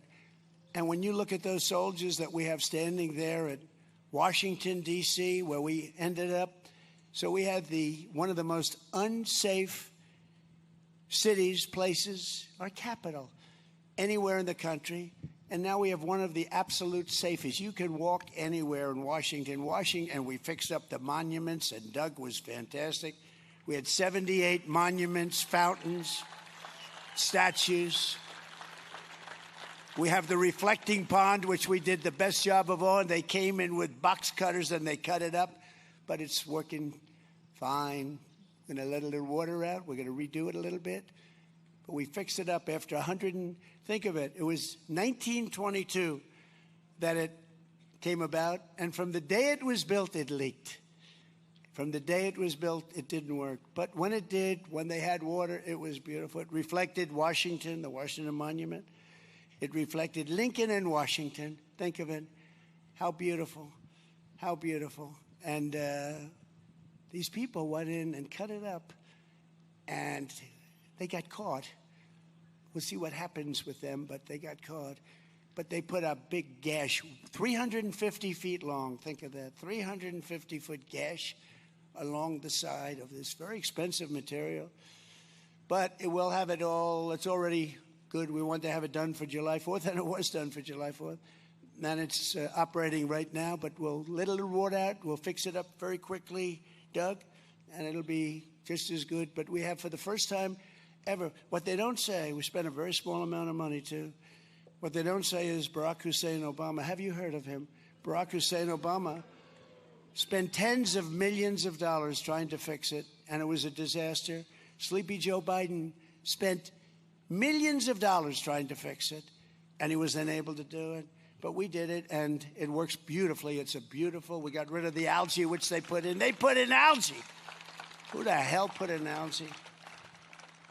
They had a couple of people with signs, protect the algae. Can you believe this? This world has gone crazy. But today I'm proud to say that after 4 years of decline, America is once again a nation that has strong borders, is respected by everyone, all countries all over the world. They respect your president, and they respect you. When they respect your president, they respect you. And we solve problems, and we take things on, just like Theodore Roosevelt took things on. He took them on directly, right at them. He stared in their face. But our laws will be enforced. Our laws will be protected. And our law enforcement is respected again. You know, one of the things that I'm most proud of, when I was running in the campaign and even before I announced, you could not get people to join the military. We had the worst years we've ever had under Sleepy Joe Biden. He had no idea what the hell he was doing. And people were ashamed of our country. And you couldn't get them to join. And then we had a beautiful day, November 5th, and we won it by a lot. We won by just a lot. It was incredible. We beat a woman named Kamala. We beat a brilliant young woman named Kamala who had no clue. She was the border czar. She never went to the border. She never called the border patrol. I said, fellas, you ever get a call from Kamala? She's the border czar. No, sir, she never called. I used to call them every other day. How we doing on the border? 2 months, and we had a border that was perfect. 2 months. But Kamala never called, and she never went. So for 4 years, she was the border czar. She never went to the border. It doesn't typically play out very well. And we had the worst border in the world. But these are the people that were running our government, that we were a laughing stock all over the world. Not anymore. They don't laugh at us anymore. A government that was honest and accountable was the #1 demand of the Declaration of Independence. They want honesty. They want respect. And on this anniversary, we recommit ourselves to upholding that righteous legacy. And that's why I'm here. I'm in a state that I won by a landslide, but I won a lot of them by landslides, in all fairness. But this was a beauty. This was a beauty.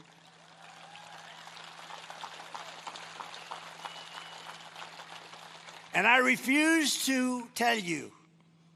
My son said, Dad, don't say that. So I won't.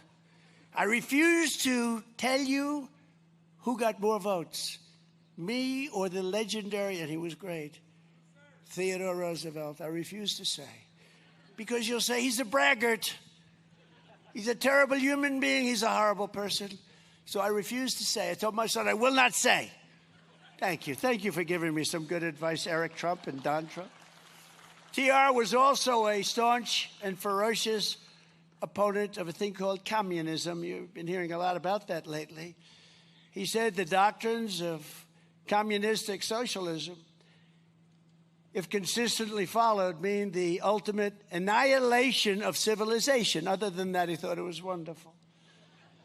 As we're seeing now, communism is the greatest threat to our country, including, I believe this. You know, when I said it, I said, boy, that's pretty severe, but I think it's true.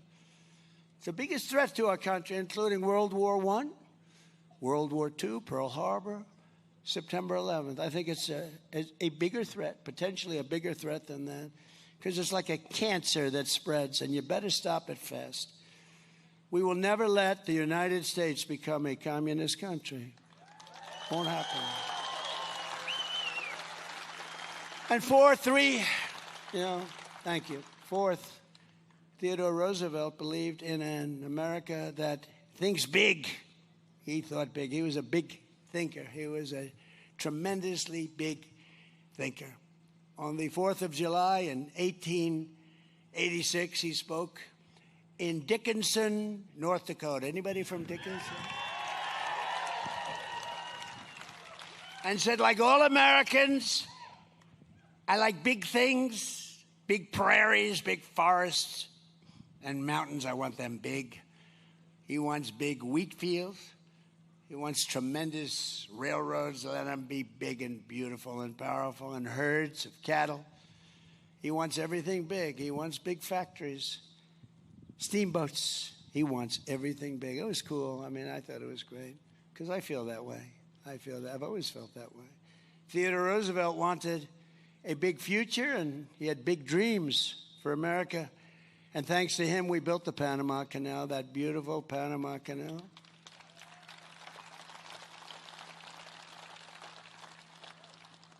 That is not managed the way it should be, but we won't talk about that now.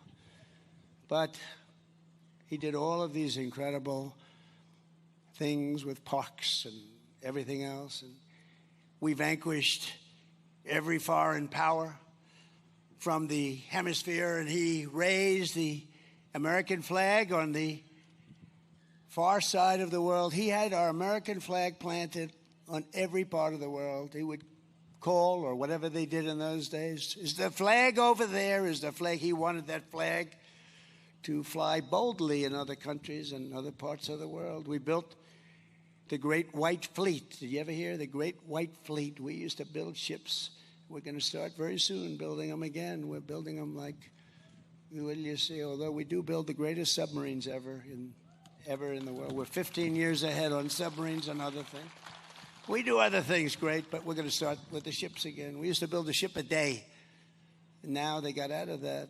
A lot of people that didn't know what the hell they were doing in running our country. Theodore Roosevelt understood that the grand and righteous ambition is not a vice, it is an American virtue. Having ambition is a positive thing, he said, not a negative thing. And it won us our country, and it's been among the greatest forces for good. It's been the greatest thing. Our attitude and the attitude toward our country and making our country great by some people. Not all presidents were like that. I don't want to get involved with talking about the individual presidents, but we had some good. We had few great. We had a couple.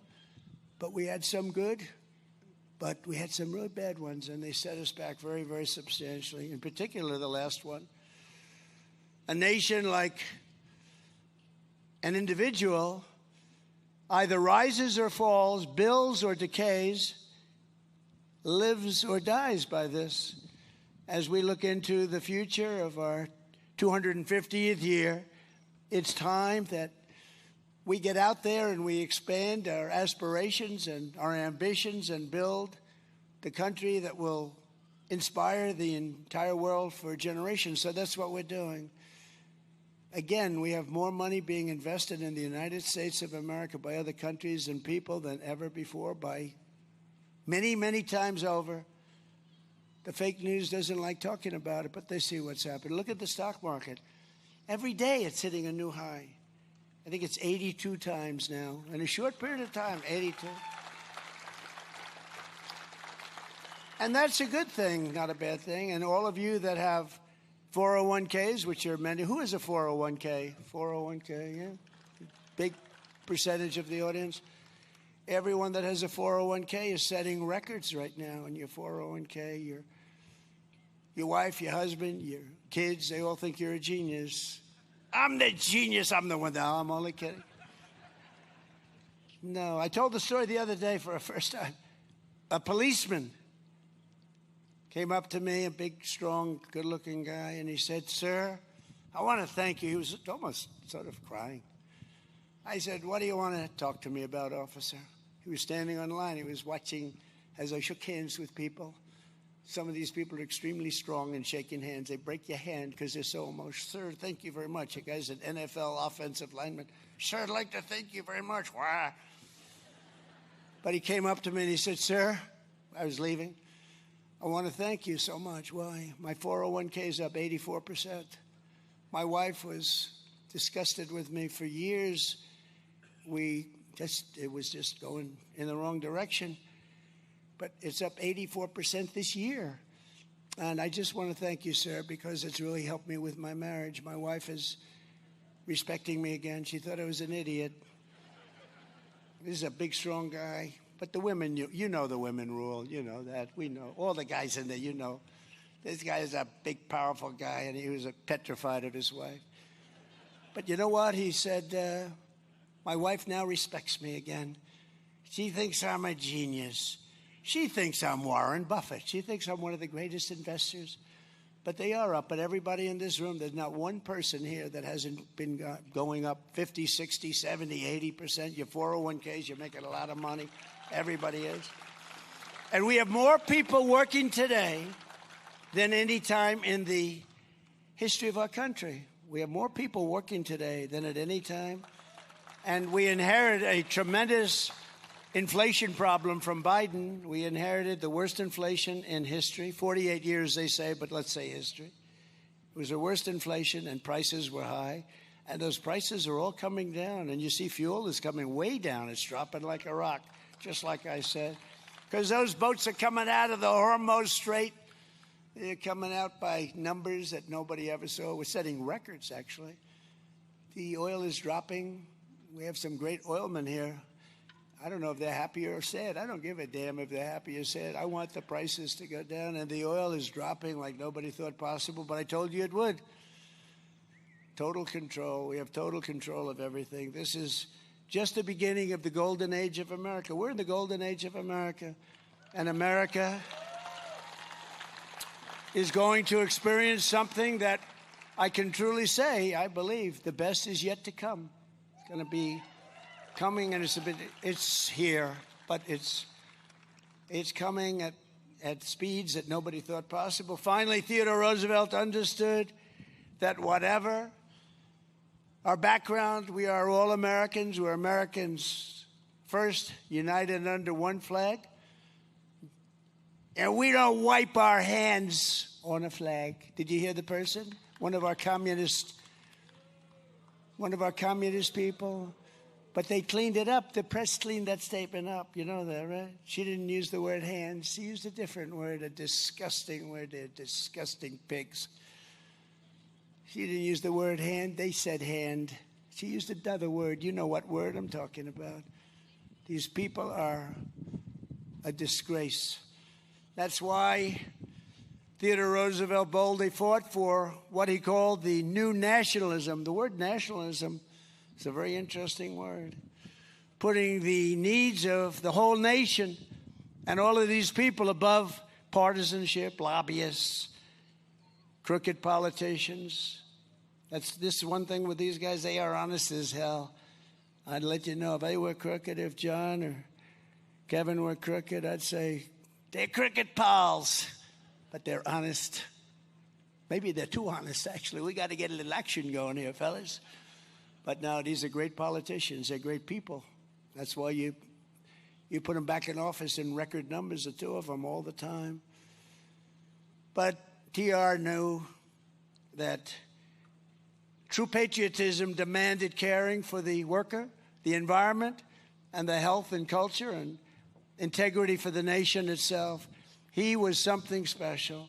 He was a really great man. He was a man the likes of which you may never see again, but we'll all get close and we'll all try and duplicate what he's done, because he was a man of unbelievable genius and unbelievable toughness and principle. So I want to just say that it's an honor to be with you. It's an honor to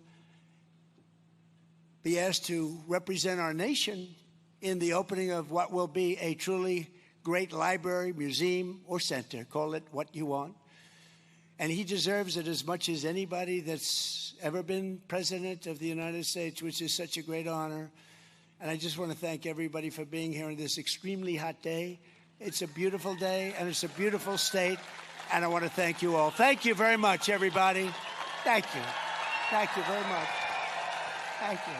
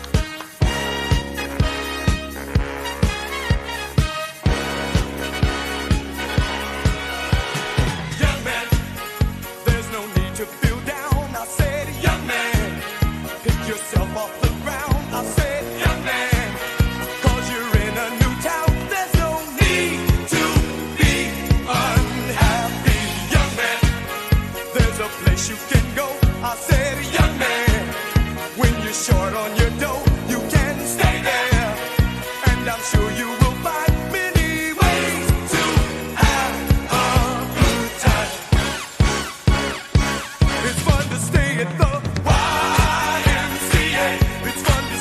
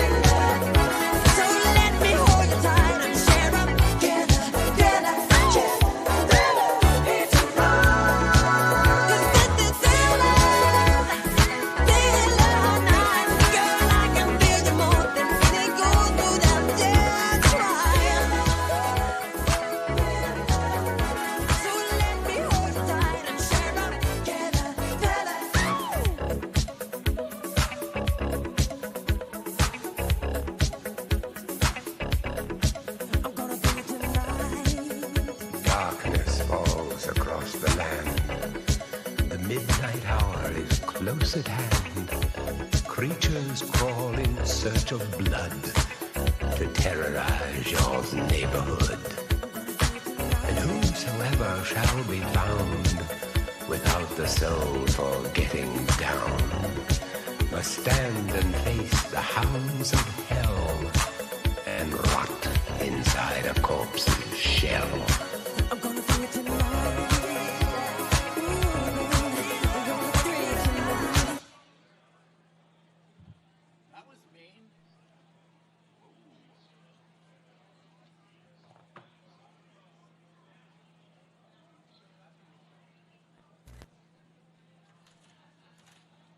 Foulest stench